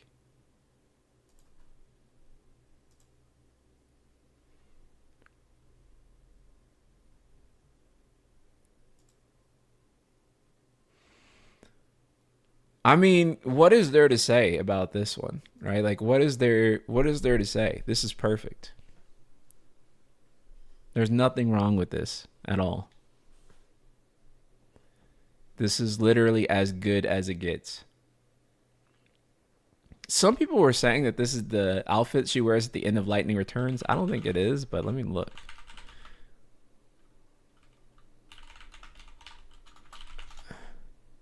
I don't think it is. No, it looks nothing fucking alike. People are fucking capping, dude. That looks nothing alike. What the fuck were people talking about? Doesn't even look remotely similar. But actually, that pisses me off even more because why isn't she wearing that? You know what I'm saying? Like, why isn't she wearing the outfit from the end of Lightning Returns? Why isn't she? I think that would have been so cool. I kind of hate that that's not the outfit. I feel like it will be an outfit, right? Like it'll eventually come, but I feel like that should have been the default outfit for her. But that being said, Lightning looks hella good. I have no complaints about her outfit. I think it's perfect. I would dare even say that Lightning is the best looking one of all of these. Um, for sure.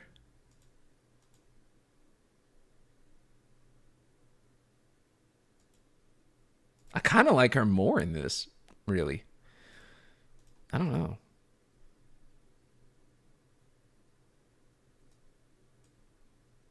I wouldn't say best looking, just the least uncanny.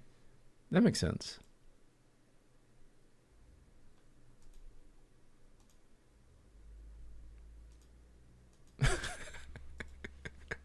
Bro, this is is this even different? Is this different? This is barely different. Like barely different. This feels less different to me than Renoa actually. This is basically the same thing. This is just like the Final Fantasy 14ified version, and then this is what happens like when she steps into Kingdom Hearts.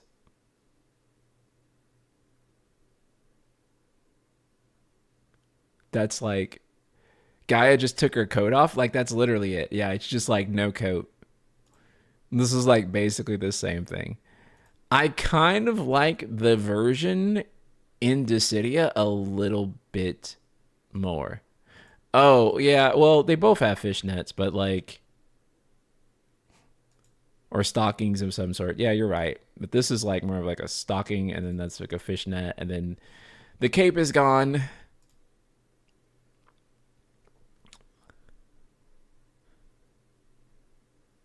And then, yeah, the boots kind of have like this like armor on them or something. And then she has like more like normal boots here. I kind of like the Dissidia version more actually because I feel like it's less over designed, if that makes sense. It just feels a lot more minimalist in a good way and more straightforward. It captures the essence of the character without all the extra details. So I think this look for her is just a better look than kind of her canonical FF14 outfit, which again makes sense for the context of FF14's world. But even in FF14's world, what she's wearing here is still very modern looking, right? Whereas this just feels more right. But I guess again, because her look is very modern, it just makes sense for her to have like the very modern look like this. I don't know what I'm saying, but you get what I mean. I like the Dissidia version more. We need Gaia and Zero to come back to the FF14 MSQ. Honestly, yeah, I agree.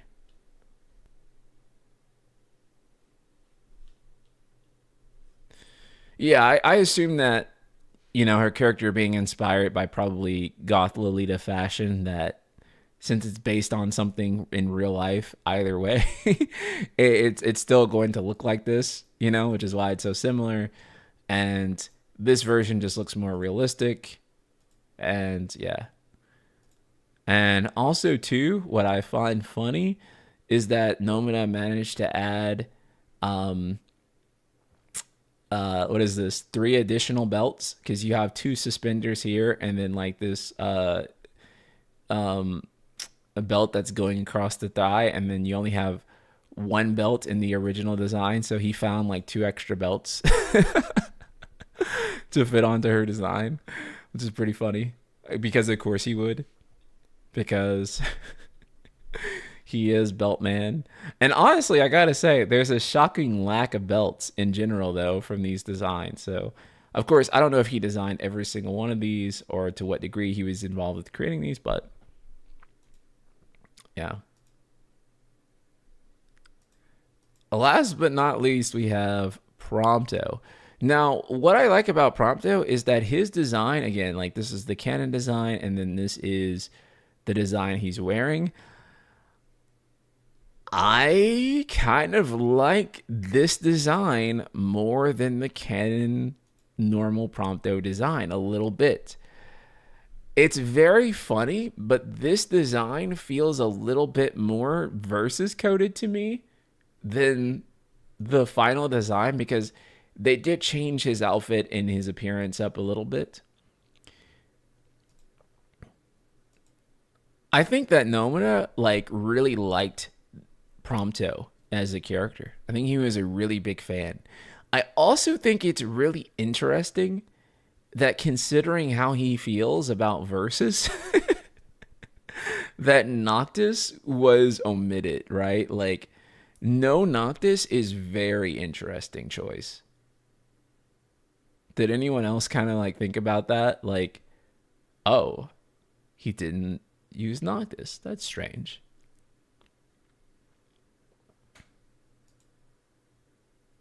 It'd be funny if Noctis just never shows up. Oh man.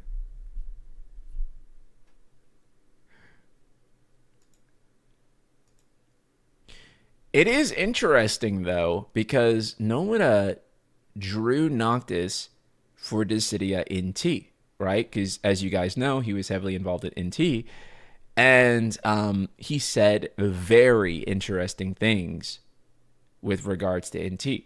He said, one, that it was his first time getting to draw Noctis in years, and that it brought tears to his eyes when he drew him. And another thing that he said was that one day he wishes he could tell everybody what happened with Versus 13, and he said it would be enough to fill a whole novel.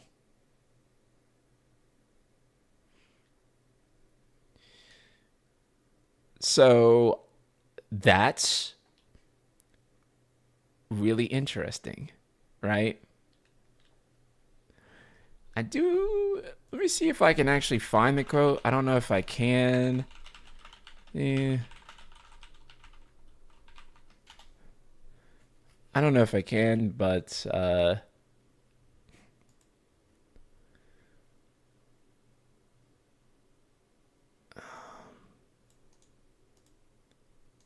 me see.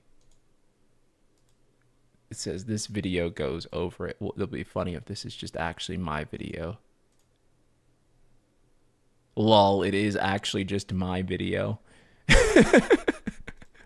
But let's find it. Find the quote. I was looking for the source. I was looking for the source chat of like, I was like, where did I read that interview? And then like I saw like a GameFAQs post about it, and they were like, this video talks about it. And I was like, is that me?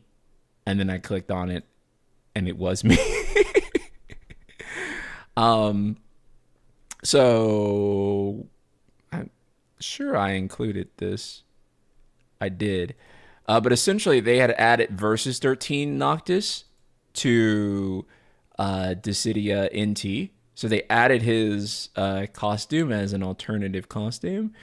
And in that stream, the Japanese live stream, shout out to Xenosaga7 on Twitter, who, how long ago was this?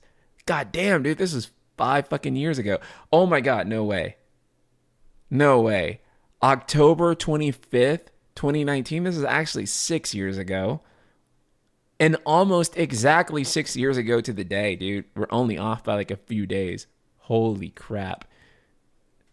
That's incredible. Wow. Wow, wow, wow, wow. Okay. Back when I wasn't old. Back when back when I was still young. I mean, technically I was 28, right? This was back when I was still a young pup.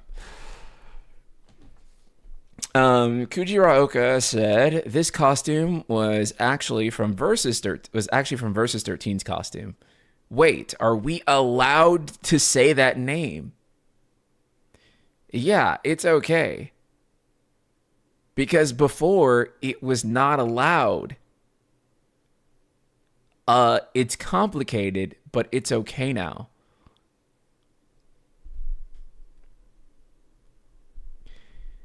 So again, Nomura couldn't even fucking say Versus for a period of time. He was like, wait, you can say it? You can use the V word? They were like, no way.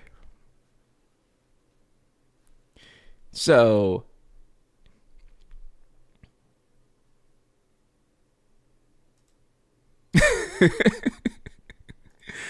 yeah, bro, he couldn't even say verses. So, a lot of people will be like, "Oh, why are you still hung up on verses, dude?"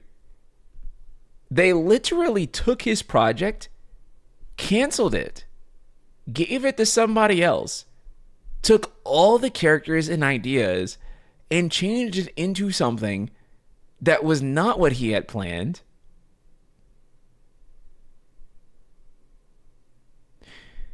And worst of all, they didn't even finish it.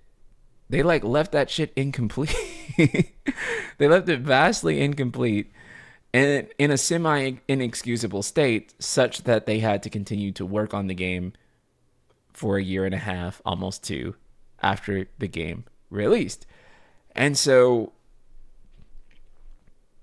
you could say, oh, just let it go. But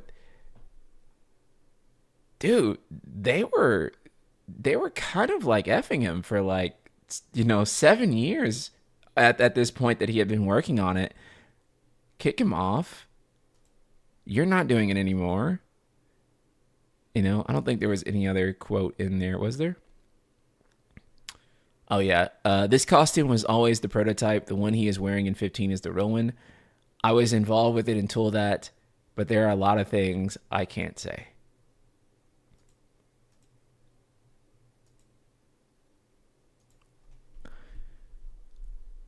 Dude, that hurts. That hurts a lot because it's like, fuck. Like he can't even talk about it. Like he was not even allowed to say anything about it, right? And even now, I'm sure he's probably like, what am I allowed to like say that they wouldn't get mad about, that they wouldn't get mad at, right? So a lot of this just comes out in his work. And I think that kind of makes sense as an artist, right? Like that's what you do as an artist, right? Especially when you can't have the liberty to just talk about it, right? It just comes out in your work. It comes out in what you do. You rechannel it into something else.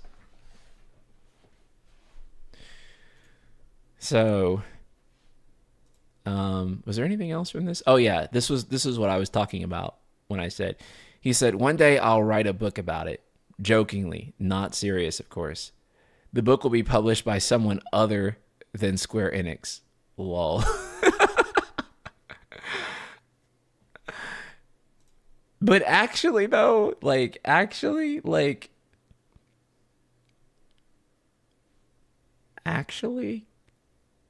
can you, though? Can you just can't say anything until he leaves, right? And we don't want him to leave. But fuck, do we want to know? Jesus, fuck, do we want to know? Like, holy shit, do I just want to know? I just want to know. I just want to know, right? Like, it's not even like, I have to like get the game, right? Like, versus is probably never going to happen. Fair. I just want to know what happened, like the entire like story of like what that was, right? We're all curious and we all want to know. I think that's like the only relevant quotes. Yeah, it's like the only relevant quotes that we had for that. But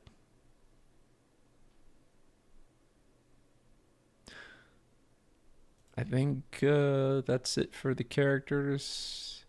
Videos, I think, is just going to be the trailer, official trailer. And yeah, that's it.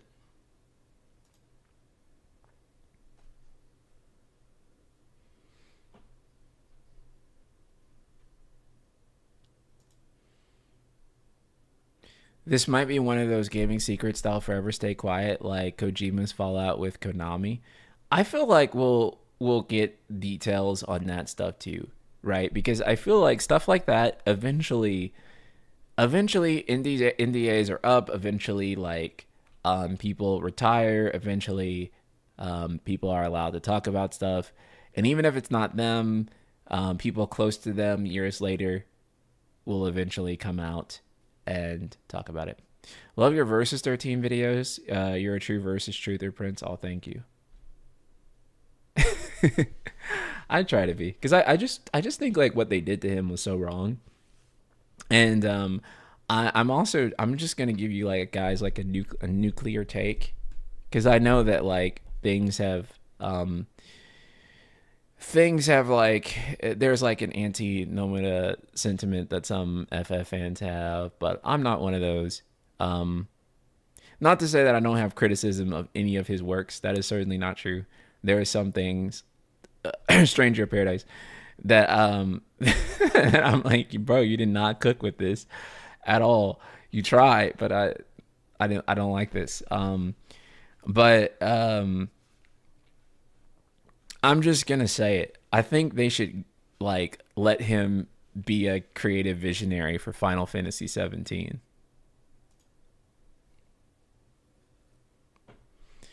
All right, you can go ahead and cancel me now. Go ahead. I'm gonna turn the big light off because I'm getting hot. I think that they should let him have like an actual mainline Final Fantasy because I think that he had definitely been wanting one, or maybe if I misread his intention and he wasn't wanting one, I don't know. But like, I think they should give him one. Why is my thing not on?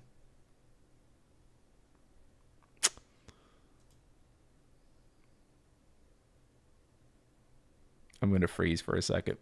There we go. There we go. I'm enhanced now.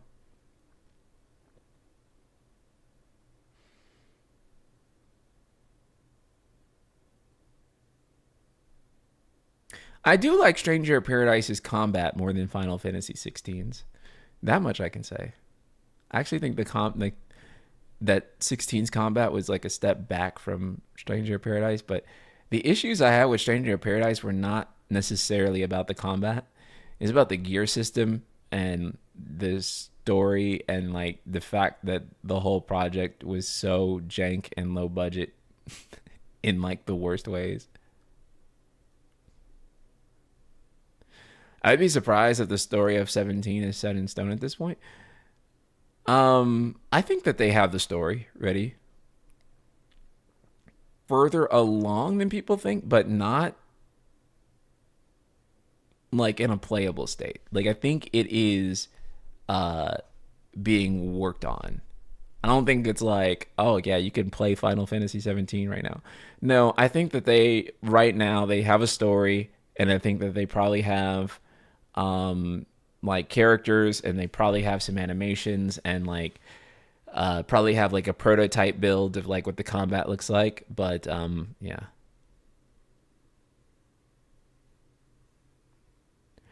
Yeah, I mean overall the game is like Neo but like a step down in like a lot of regards. But I think that the Neo gear system too is also kind of. I just don't like the gear system that team does.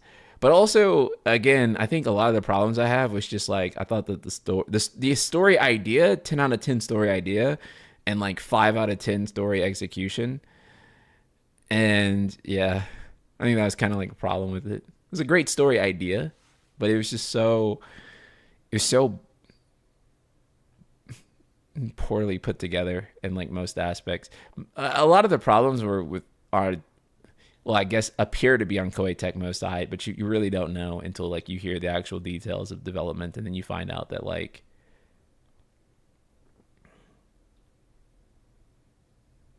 Giant Monkey Butt, thank you for the super chat. Have you been able to try Digimon yet? It's peak. I want to try Digimon so bad. It might become my off-stream game.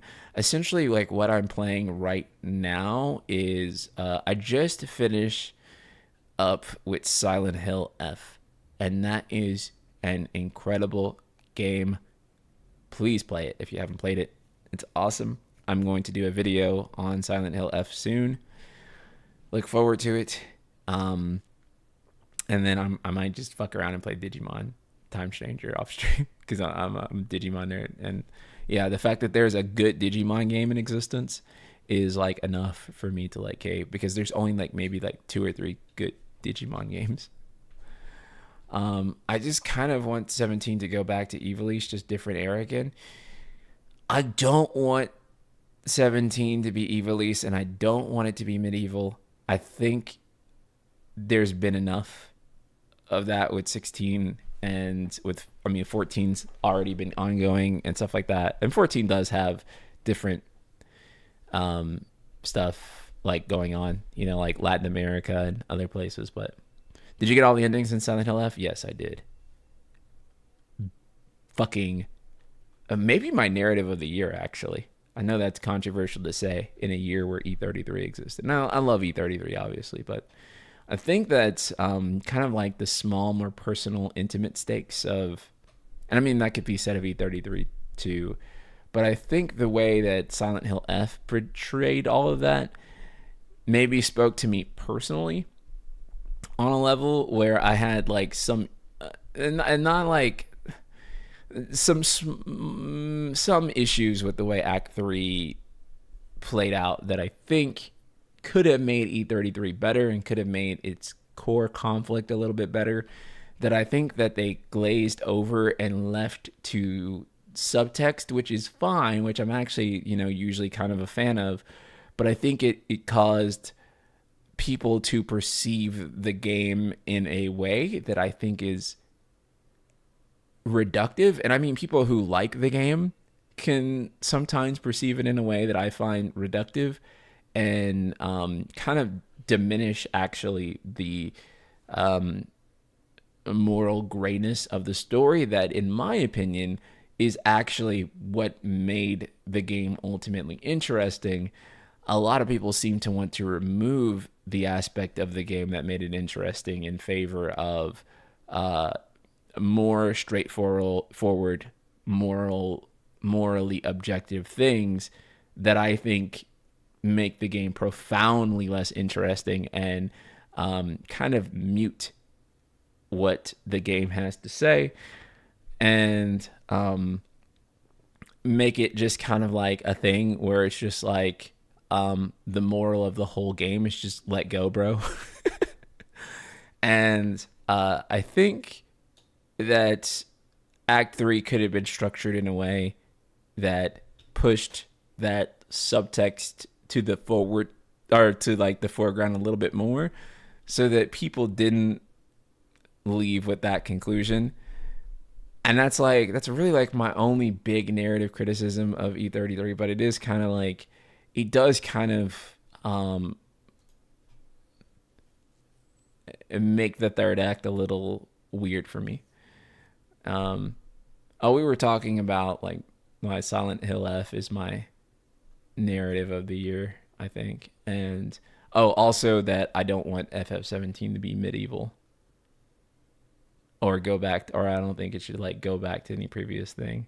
I want it to be new. I want FF17 to be the newest thing that I've ever seen. And I want, I'm not going to say like a specific place or a specific time period or era that they should use for inspiration. Instead, I will tell you the feeling I want to have when I see FF17. Wow, I have not seen a video game go to that setting before.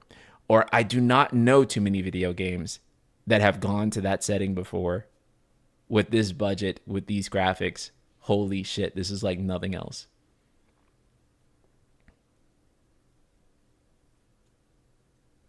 So you want it to be cyberpunk? No. I mean, it can have cyberpunk elements, but I wouldn't want it to just be like, oh, like, it would have to be like really interesting cyberpunk. Okay, like the way I think about it, right? Let me kind of explain what I mean. Or point to kind of the games that I'm like really thinking of, like when I say this. Like I think about like FF7 or 8, and this is no disrespect to 9, but I'm skipping over 9 a little bit here.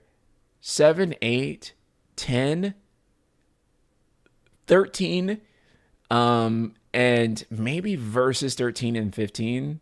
I'll kind of lump them together just for the sake of this, because I still think ultimately at the end of the day, 15 is still kind of like something that the final 15 game is still something that like you don't really like see anything else like with like the road trip of the boys. But yeah, I want to look at it and be like, holy shit, nothing else is like this. This is like the coolest original world. And video games don't normally like, especially like RPGs, don't normally go to a place like this. But holy shit, this is like, this feels so different than anything I've looked at before. Right? I do think that like 16, for example, was a very good looking game. But in terms of like setting and like how out there the art direction was, I do kind of feel like it was somewhat of a step back from 14 for sure.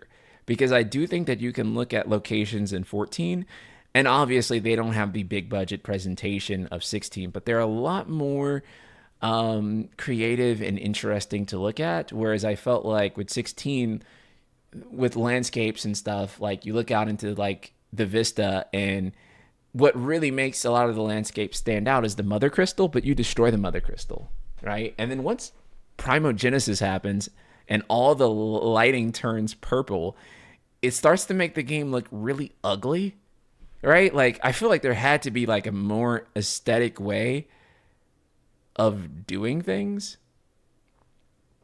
All those are modern slash futuristic. Final Fantasy X isn't. I would also throw in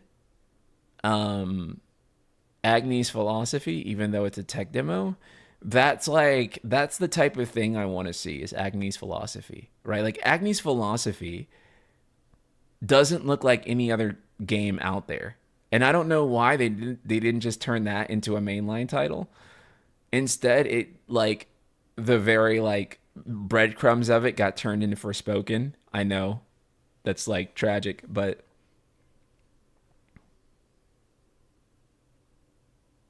yeah.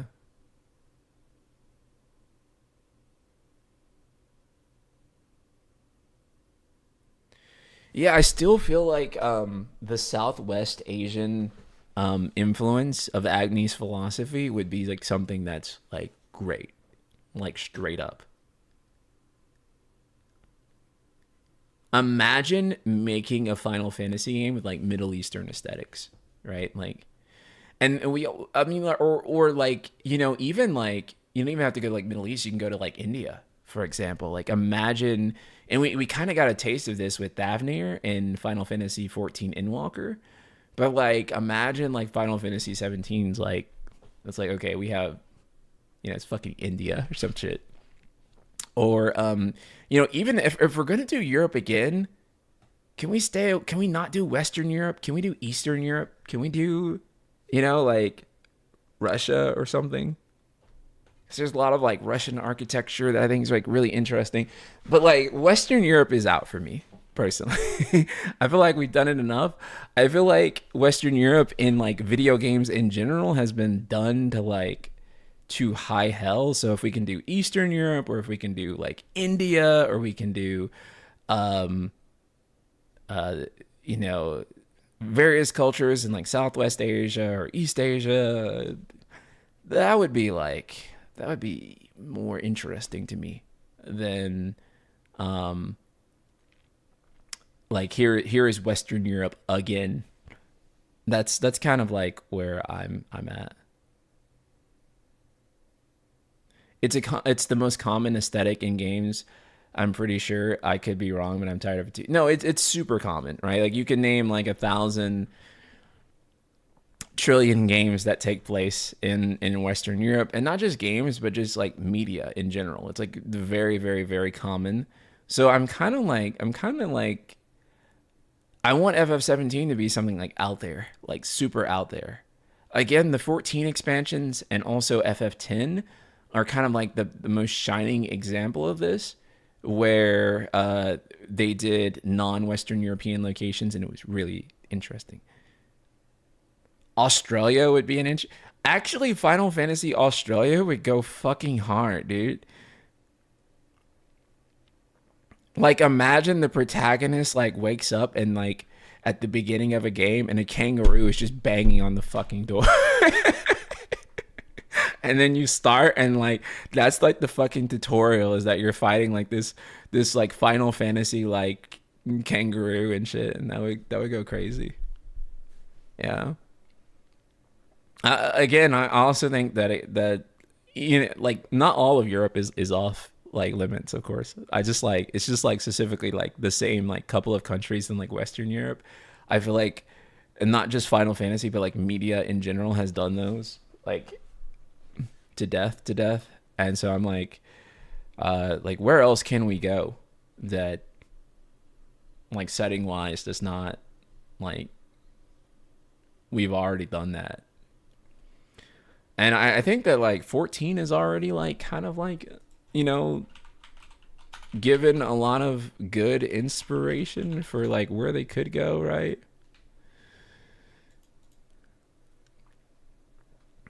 I think that's also why too I was somewhat um disappointed with that like 16 like went with like a more traditional setting too, because I have seen Creative Studio 3 go out of their comfort zone with the expansions. And that's always kind of like when 14's the most interesting setting wise is like when you go to a place and you're like, whoa, I didn't think a place like this would exist in 14's world. So I feel like they kind of went with like the most base setting. So I actually don't want like extremely high tech. Like so I don't want I'm not like space or cyberpunk. I'm not like super high on those. I think that tech should be higher than 16 because I do think that 16 had too low of tech for general Final Fantasy aesthetics, but I don't want it to be like like straight up sci-fi levels of tech. Like you know what I'm saying? Like cyberpunk space traveling shit. Does that make sense?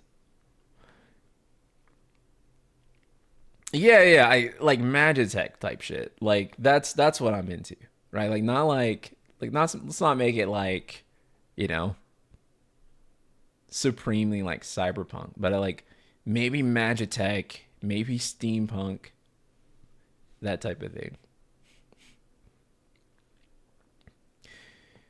Africa is super untouched in terms of like being used for video game settings, and it definitely should not be because I think that it's rich with lore and a lot of mythology that like could be used, and so yeah, I think that would actually be really fucking sick.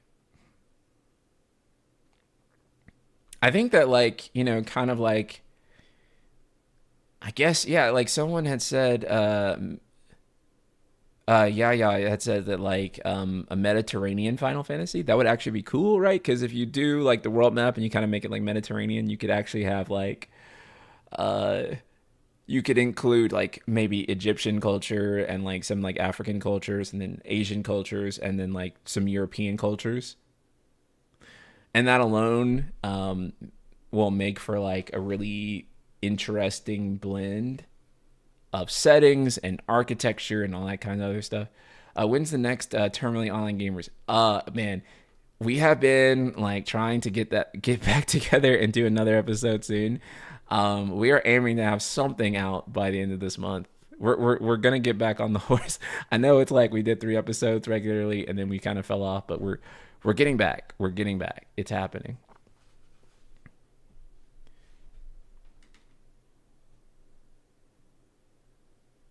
Final Fantasy selling the Greek islands, yeah.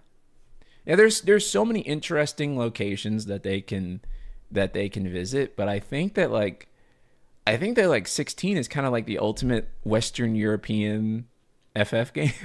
I feel like they did enough there such that like I don't think that like another Western Europe game for some time is uh like really necessary. Caveman prehistoric FF, yeah.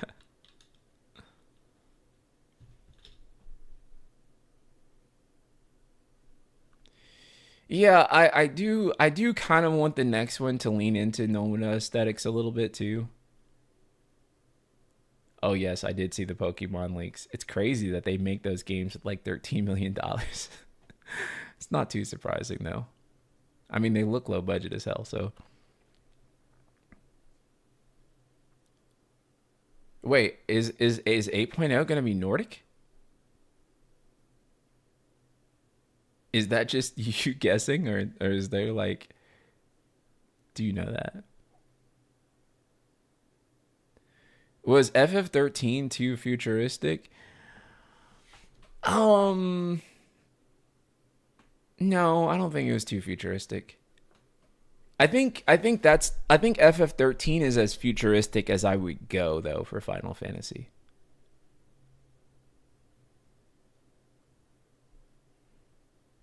Like I don't think I would go beyond Final Fantasy 13 for like tech and modernity. That's kind of like the limit for me. I'm down for a space opera Final Fantasy. Okay, so the reason I'm like staunchly opposed to a space opera Final Fantasy is because they have done a really like not so great job just trying to create one planet for modern FF games that I don't think that they got the dog in them to create like a multi-planet FF game and it feel coherent, because even with 13, right, like it feels like we don't get to see enough of Pulse and we don't get to see enough of Cocoon. Dude, you're right, Kingdom Hearts is already the multi-planet space opera Final Fantasy. That's so true. So true. Yoshi P also said in an interview 8.0 might be a winter ice setting. Oh, you're right, Nordic would make perfect sense.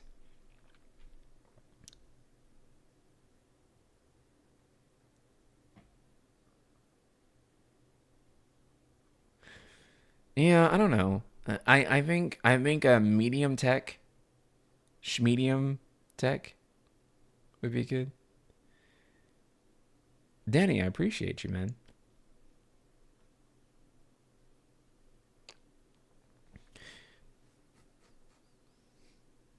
But I don't want it to be I don't want it to be and this balance is so crazy, right? And I know the developers talk about this stuff too whenever they go to create a Final Fantasy. So essentially like FF13 is like peak futuristic FF, and like Final Fantasy 16 is like the opposite end of the spectrum, I guess, where it's like um, FF13 bordering on too much technology, maybe. FF16 bordering on like, I mean, not even bordering, like no technology.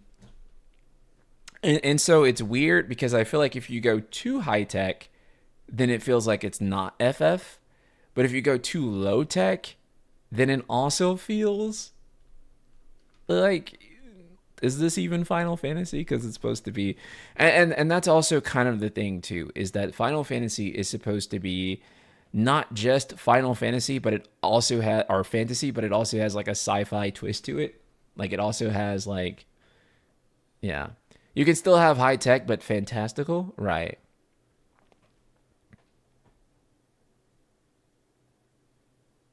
So you want tech, but you want it to be like,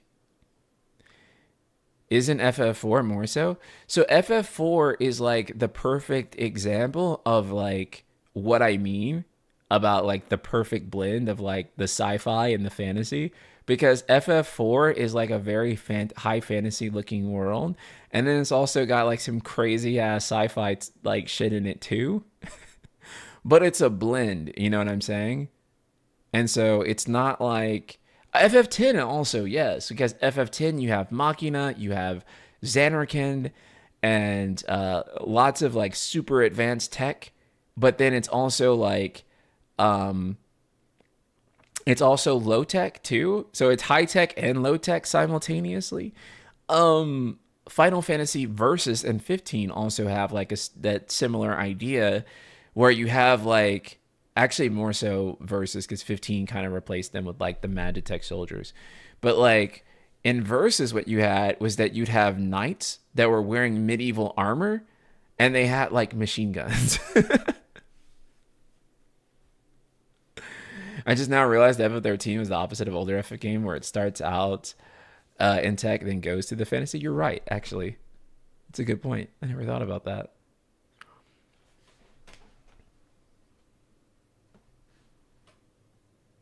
FF15 is like modern day tech if it had magical extras, yeah. But yeah, like Versus 13 was like really like a really cool blend of that because um again you had like medieval knights, you had castles, and then you had like all of this like old stuff, and then like yeah, they would hold like guns and there was magic and it was kind of that blend. So I don't want to see it go I don't want to see it be like space sci-fi, like space opera sci-fi high tech, but I don't think it should be as like low tech maybe as like 16. There's a balance in there, I think that makes sense. I think that 16 was gonna have the balance, but then um the what did they call them again? The Fallen didn't have like the Fallen didn't really have a presence. The Fallen were just kind of like, oh yeah, this was like an ancient civilization and they fell, and that was kind of it for the Fallen. The Fallen's like reveal was kind of underwhelming. I thought the Fallen were gonna be like a much bigger deal than what they were, but yeah, it really was that the Fallen were a high tech civilization and then they fell, and that's why we call them the Fallen. I thought the Fallen would be like Seath. Yeah, I did too. Like, like they would actually have like a bigger plot relevance than what they did. But I think you can actually summarize that game very neatly without ever mentioning the Fallen even one time. But they did make it kind of a bigger deal about them, the Fallen, and the mystery behind the Fallen in the previews. Susie, what's up? The Fallen were fallen. Wow, amazing. That was kind of like the big reveal. The Fallen fell, and then they was the Fallen because they fell. Um, yeah, I just thought it was gonna go more into it. The DLC goes more into it. Yeah, it does, and Omega and stuff like that. But I still didn't really find that like a sublimely good reveal. If anyone disagrees with me on that, like let me know in the chat, like why you do, and I'd love to like read a counter argument for it. Roy Mustang, thank you for the super chat. How far are you in Sky One? I'm in the Sky Pirate base. We've infiltrated the Sky Pirate base, which is fucking awesome. Really cool. Wakanda would be a good setting for Final Fantasy. Actually, unironically, yes. Like, yes, actually. Like, not even fucking kidding. It'd be super cool. If this were FF15, we would have gotten a movie on the Fallen. I know.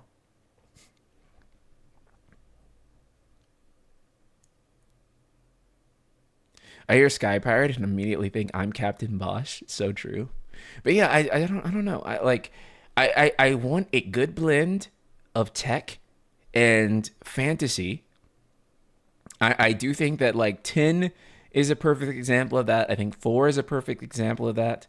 I think that like 7 in a bizarre way ends up being a great example of it. But like it kind of like starts out making you not think that, and then it kind of goes into the Final Fantasy. So I think that 7's a good example of it. Hell, 6 is also a good example of it. Actually, I think that most Final Fantasies are probably a good example of balancing their tech with the fantasy elements. 12 is a great example. Yeah, like there's most of them are a good example, I would say.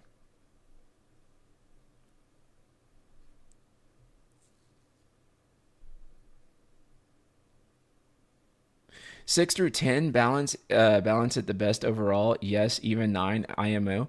Yeah, I probably wouldn't disagree with that. I do think that. Yeah, 6 through 10, 12. Yeah, they balance that shit. That's so good. I think it's less of a counter argument, more that it revolves around Ultima and Clive is like, yeah, you're calling us you're calling yourself a god, but you're just a regular dude like us. Yeah. I think 17 should look like Mobius. Okay, that was actually my biggest problem with Stranger of Paradise. Is that Stranger like Mobius is also a Final Fantasy 1 like reboot type thing. And in the art style for Mobius is like so sublime, and then you look at like the art in Stranger of Paradise and it's like, why is this such a step down from Mobius? But Mobius was such a cool looking game, and the aesthetics of it were great. And I feel like Stranger of Paradise should have looked like Mobius, like 100%. It should have looked like Mobius.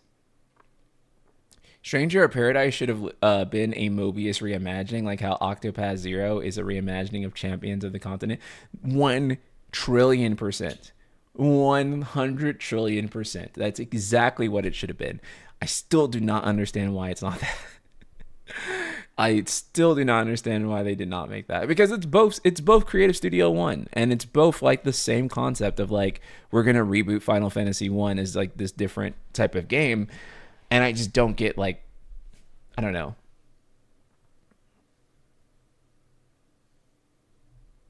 Mobius was interesting because it was using the FF13 system. Yeah, yeah. It was very adjacent to Final Fantasy 13 in general. Um it was just cool. It was probably to me is still like the coolest mobile game that they ever put out. And one of the only mobile games that I actually like put a decent amount of time into for sure was Mobius.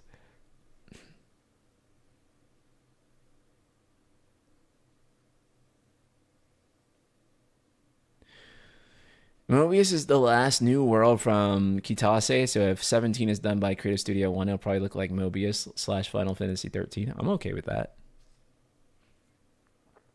I'm definitely okay with that.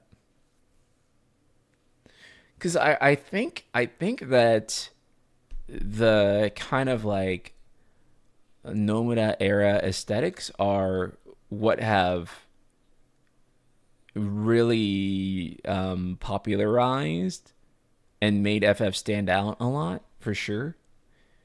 Because I think that when you look at worlds like 7 and 10, basically the games where they came up with something that looks like nothing else on the market kind of usually were the FF games that sold the best. So I think that they do need to come up with that kind of aesthetic. And I would like to challenge Creative Studio 3 if they do direct the next FF, or if they work on another mainline title in the future, to kind of go outside of that comfort zone of basically making everything look like a Realm Reborn ish. Like, you know what I'm saying? Because they did that with 16. So I would like for them, like, suppose they're working on 18, to kind of leverage the 14 expansions a little bit more for inspiration rather than just doing a standard medieval setting. Because again, I think the most interesting locations in Final Fantasy 14 is when they said, okay, we have to leave, Eorzea and go to other places. And those other places were visually much more interesting usually, and it's kind of where the story and the adventure start to become more appealing to me. I low key don't expect CS3 to develop another mainline FF anytime soon unless they're working on 9 remake. I don't either. I think that CS1 is probably handling 17, and if 18 does have 18's not in development right now. 18 will probably happen a year or two before 17 launches, so I don't think it's, Yoshida has talked about how medieval is his favorite setting. Yeah, I know, but I think I don't know. I just feel like it's one of those things where it's used a lot in media, and um I think I even said this before 16 got announced, where I made like a whole video talking about how I'm semi done with I think I want to say that, let me see if I can find that. Let's see if I can find it real quick, cuz I was kind of like, yo, I think I'm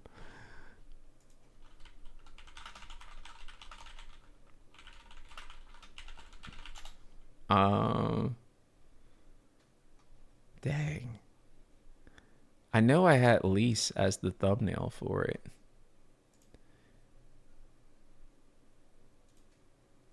Um,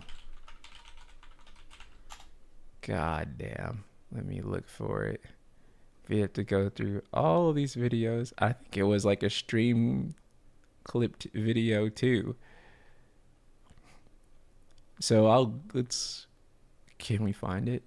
Can we find it? Can we find it? Can we find it?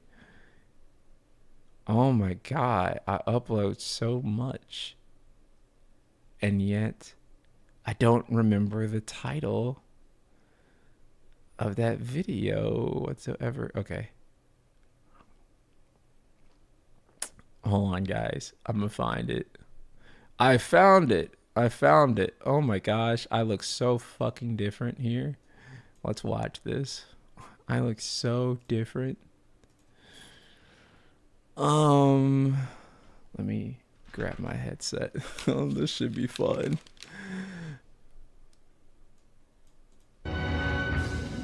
Doesn't that bring back memories?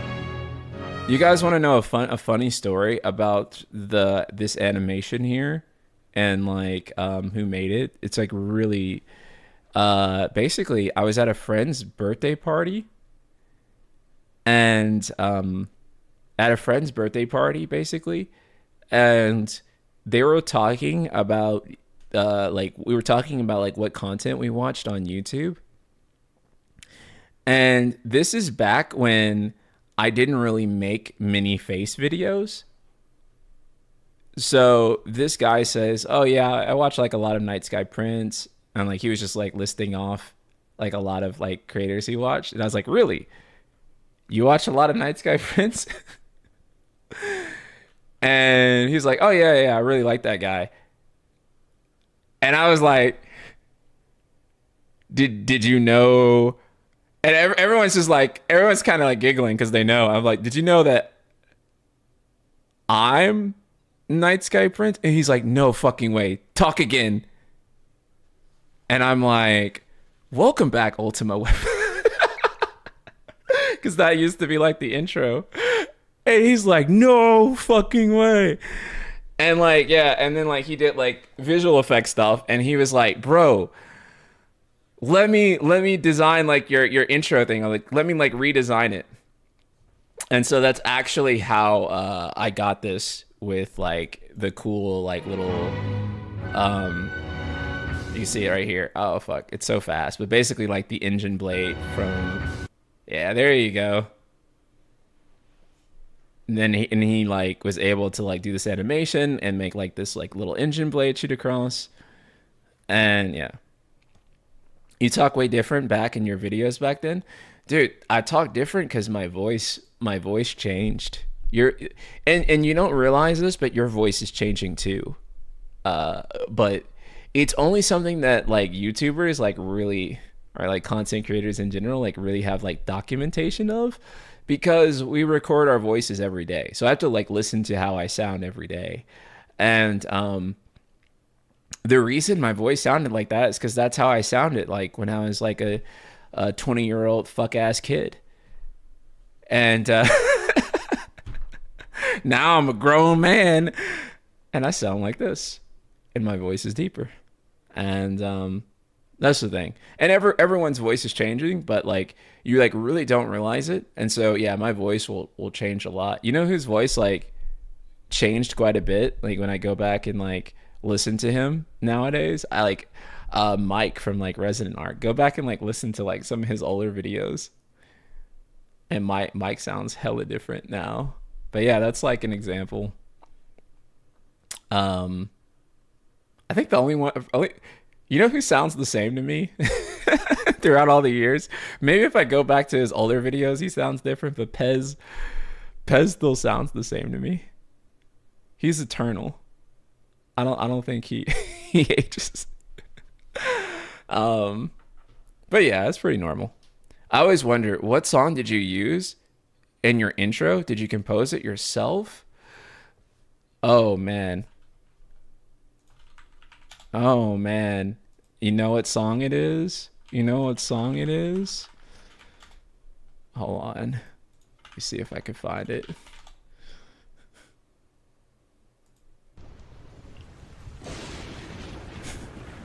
It's actually this song. It's from Final Fantasy X too. Let me see if I can find the exact part of it.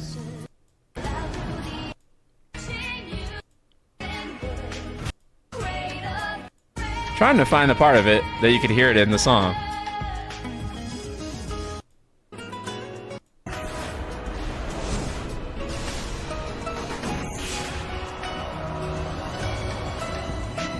Well, it's in there somewhere. Next time you listen to a thousand words, just know that that's where that intro music came from. Okay, so I'm gonna cringe. I know I'm gonna cringe. So, what the fuck? I already hate it. I'm already cringing. I'm already cringing. My hair is so fucking stupid. What the fuck? My hair is so fucking stupid. I look so dumb. I look so dumb. Oh my god. Oh my god. And my room. Okay, so I actually just moved into this house. So as you can see, like I had some of my posters up back then, but like the room was basically empty at this time. So I look so fucking dumb. Oh my god, I look so dumb.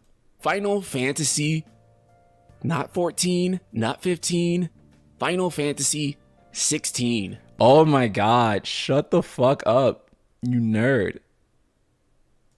I want to bully the shit out of him. My dudes, it has been rumored for quite a long period of time, and it looks like it can honestly be announced this week, which is completely bonkers. This game has been, it's been out there as long as like, basically like PlayStation 5 has been announced. The rumors say that this game is a PlayStation 5 exclusive. And yes, we will be doing a live stream of the event, which it should be, as it says right here, Wednesday at 1 p.m. Pacific time. Did I do?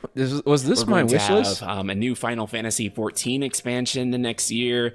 We're going to have Final Fantasy 16 during all that time too. So Final Fantasy fans are do want something that is a little bit more high fantasy. I tend to like the modern elements. Here we go. I want a game is for FF fans. What I want to talk about is what do I personally expect from this game. It's hard to have too many firm expectations when you really don't know what the game is fully going to look like yet. I will say this much though. I want a very original looking world. I don't think Final Fantasy ever like really lets that down, but I do want something that is a little bit more high fantasy. I tend to like the modern elements of Final Fantasy more because I feel like that sort of mix of modern and fantasy is what makes FF sort of what it is. There's no other game that really blends them together quite like FF does. I don't care if it's turn-based or action. Just give me a good combat system. If I had my way, I would just prefer like an improved version of like what Remake has. If you can give me like what Remake... Dog, I'm consistent. Consistent enough to be a politician. Right. Cast with the jump button? Dude, sold. Awesome. Please. Like that's all. I've been saying this shit, by the way, for 5 years. 5 fucking years I've been saying this shit. Well, that's all I want, right? Remake with the jump button, Final Fantasy 16, best Final Fantasy of all time. That's that's it. And in terms of protagonists, don't care if it's a girl or a boy or whatever, but just please, good cast of characters. More important than anything, though. Okay, yeah, I still stand by this. I'd love to see like a new heroine, but I'm not like I don't really have like an opinion either way. As long as the characters are good, that's like all I really care about. More important than anything, please have a well-written story. Cannot stress this enough. Please have a good story, man. I feel like Final Fantasy stories have been lacking for a while. LeMayo.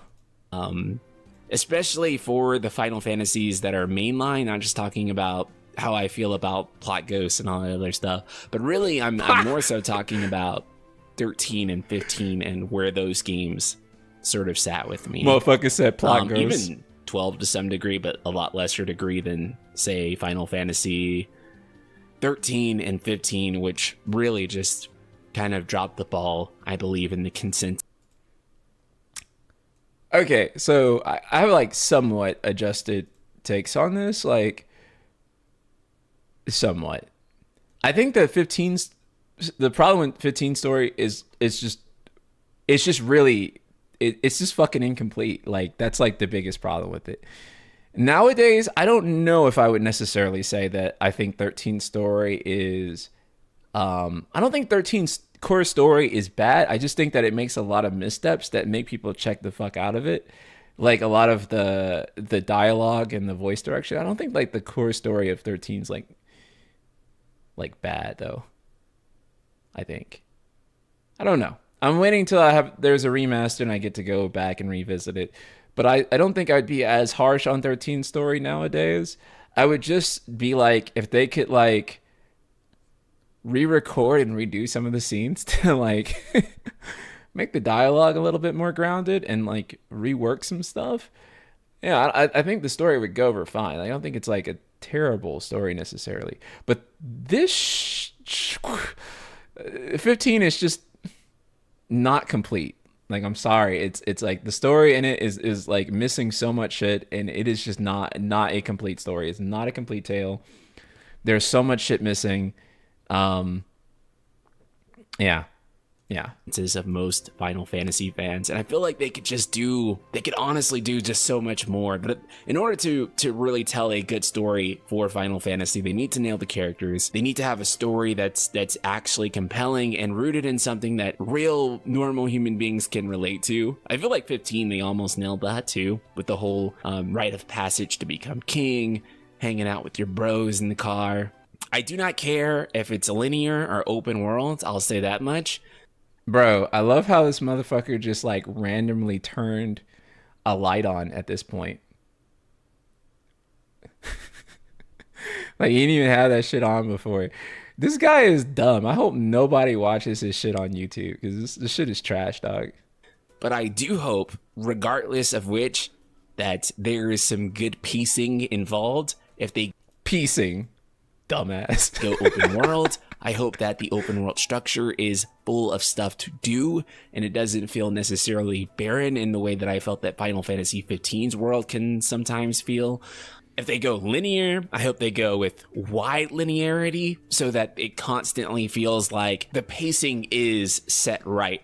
You know how Final Fantasy X is, and like everything is like so well paced. You go to one place, and then you go to the next place, and then you go to the next place, and the pacing just is amazing, right? I take back what I said. This motherfucker can cook. Holy shit. Holy shit. This motherfucker can cook. Right? It's from like one point to the next point, to the next point, to the next point. And Final Fantasy X just never drops a on beat God. And not even a single place in Final Fantasy X overstays their welcome, right? Base. So I actually really like that style of linearity. Yes. Will they do that? I don't know. That style of linearity is based. Like if you can do that style of linearity, I'd be cool with every Final Fantasy from here on out actually being linear. Time travel, no time travel. No time travel, no fate. The type of setting that I would I was so salty about Plot Ghost. I was so salty. And now I just think about that shit. I'm just like, whatever, man. I don't care that remake has Plot Ghost. I still probably don't think it's like the best like plot twist ever, but I just don't care about it too much anymore. Like it's not like keeping me up at night. But this motherfucker, he was salty about it. He was bitter. He was a little bitter ass little bitch. That's why his hair looked like that. I'd like to see in Final Fantasy 16. I want a setting that is something that we have not seen before. So if they're going to go with the standard medieval style world that I think a lot of people want, that's honestly kind of mid for me. Like I'm not gonna. I mean, he said it, not me. Yeah. gonna lie, it's pretty mid. The reason I say that it's kind of mid, or the reason I feel that way, is because I feel like if you want a medieval setting, you can sort of get that anywhere, you know? Like, there are so many RPGs that have a medieval setting. Final Fantasy is unique because it's this blend of realism and fantasy together, right? So when you think about worlds like FF7 and FF8, they're sort of unique. If they do go like purely in the fantasy direction, though, I would like to see them use a non-European source of inspiration. Bro, cook it. Because I feel like the sort of traditional European fantasy is overplayed. So something like Final Fantasy X, where they were heavily inspired by like the cultures of like the Pacific Islands and Asia. We got like a very original world out of Spira. The core essence of Final Fantasy is those super original worlds that... Bro, I think this guy is the second best Final Fantasy YouTuber we've never seen before. You guys, I'm I'm like over here like getting like hyped up over Final Fantasy 16, like the possibilities and all the things that they can do to make this game stand out and to redeem some of the past mainline games. I am so hyped. You guys are really, you're probably gonna see me lose my mind when it gets announced. Like, I'm already ready to go crazy for it. Like, I'm so ready for 16. That excites me. That's awesome. Too much sneak dissing 9? I'm not sneak dissing 9. I would never. Anyway, that was a much younger, less educated Night Sky Prince.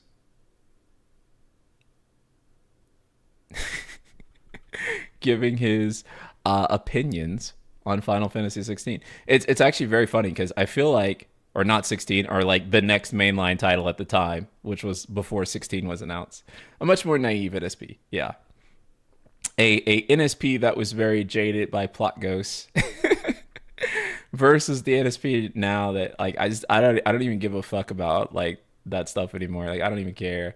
Like, it's so beyond me. I'm just like, yeah, 7 Remake Part 3 is gonna be awesome. I don't even care anymore. I like the gameplay, and I like the characters and the music, and like whatever they're doing with the story doesn't even matter to me at this point. I'm sure I'll still enjoy it. That NSP really hated those plot goes. It to be fair, I still think it's kind of a dumb twist. Like, I don't think it's like CS1's best cook in terms of narrative stuff, but I'm not like I'm not jaded about it anymore. Like, I'm not like it ruins like everything for me, and I'm like so done with Rick Reed trilogy. It's like it's whatever. It's whatever. It's not. I don't think it's top shelf, no, but I'm not pissed off about it. I'm just like, it's there now. It doesn't ruin everything, exactly.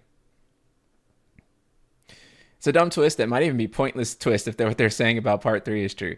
Yeah, I do think in some ways it does make it kind of dumber in a way, because like if the plot ghosts end up changing nothing about the story, then I'm kind of pissed, because then I'm like, why did we even do the plot ghost then?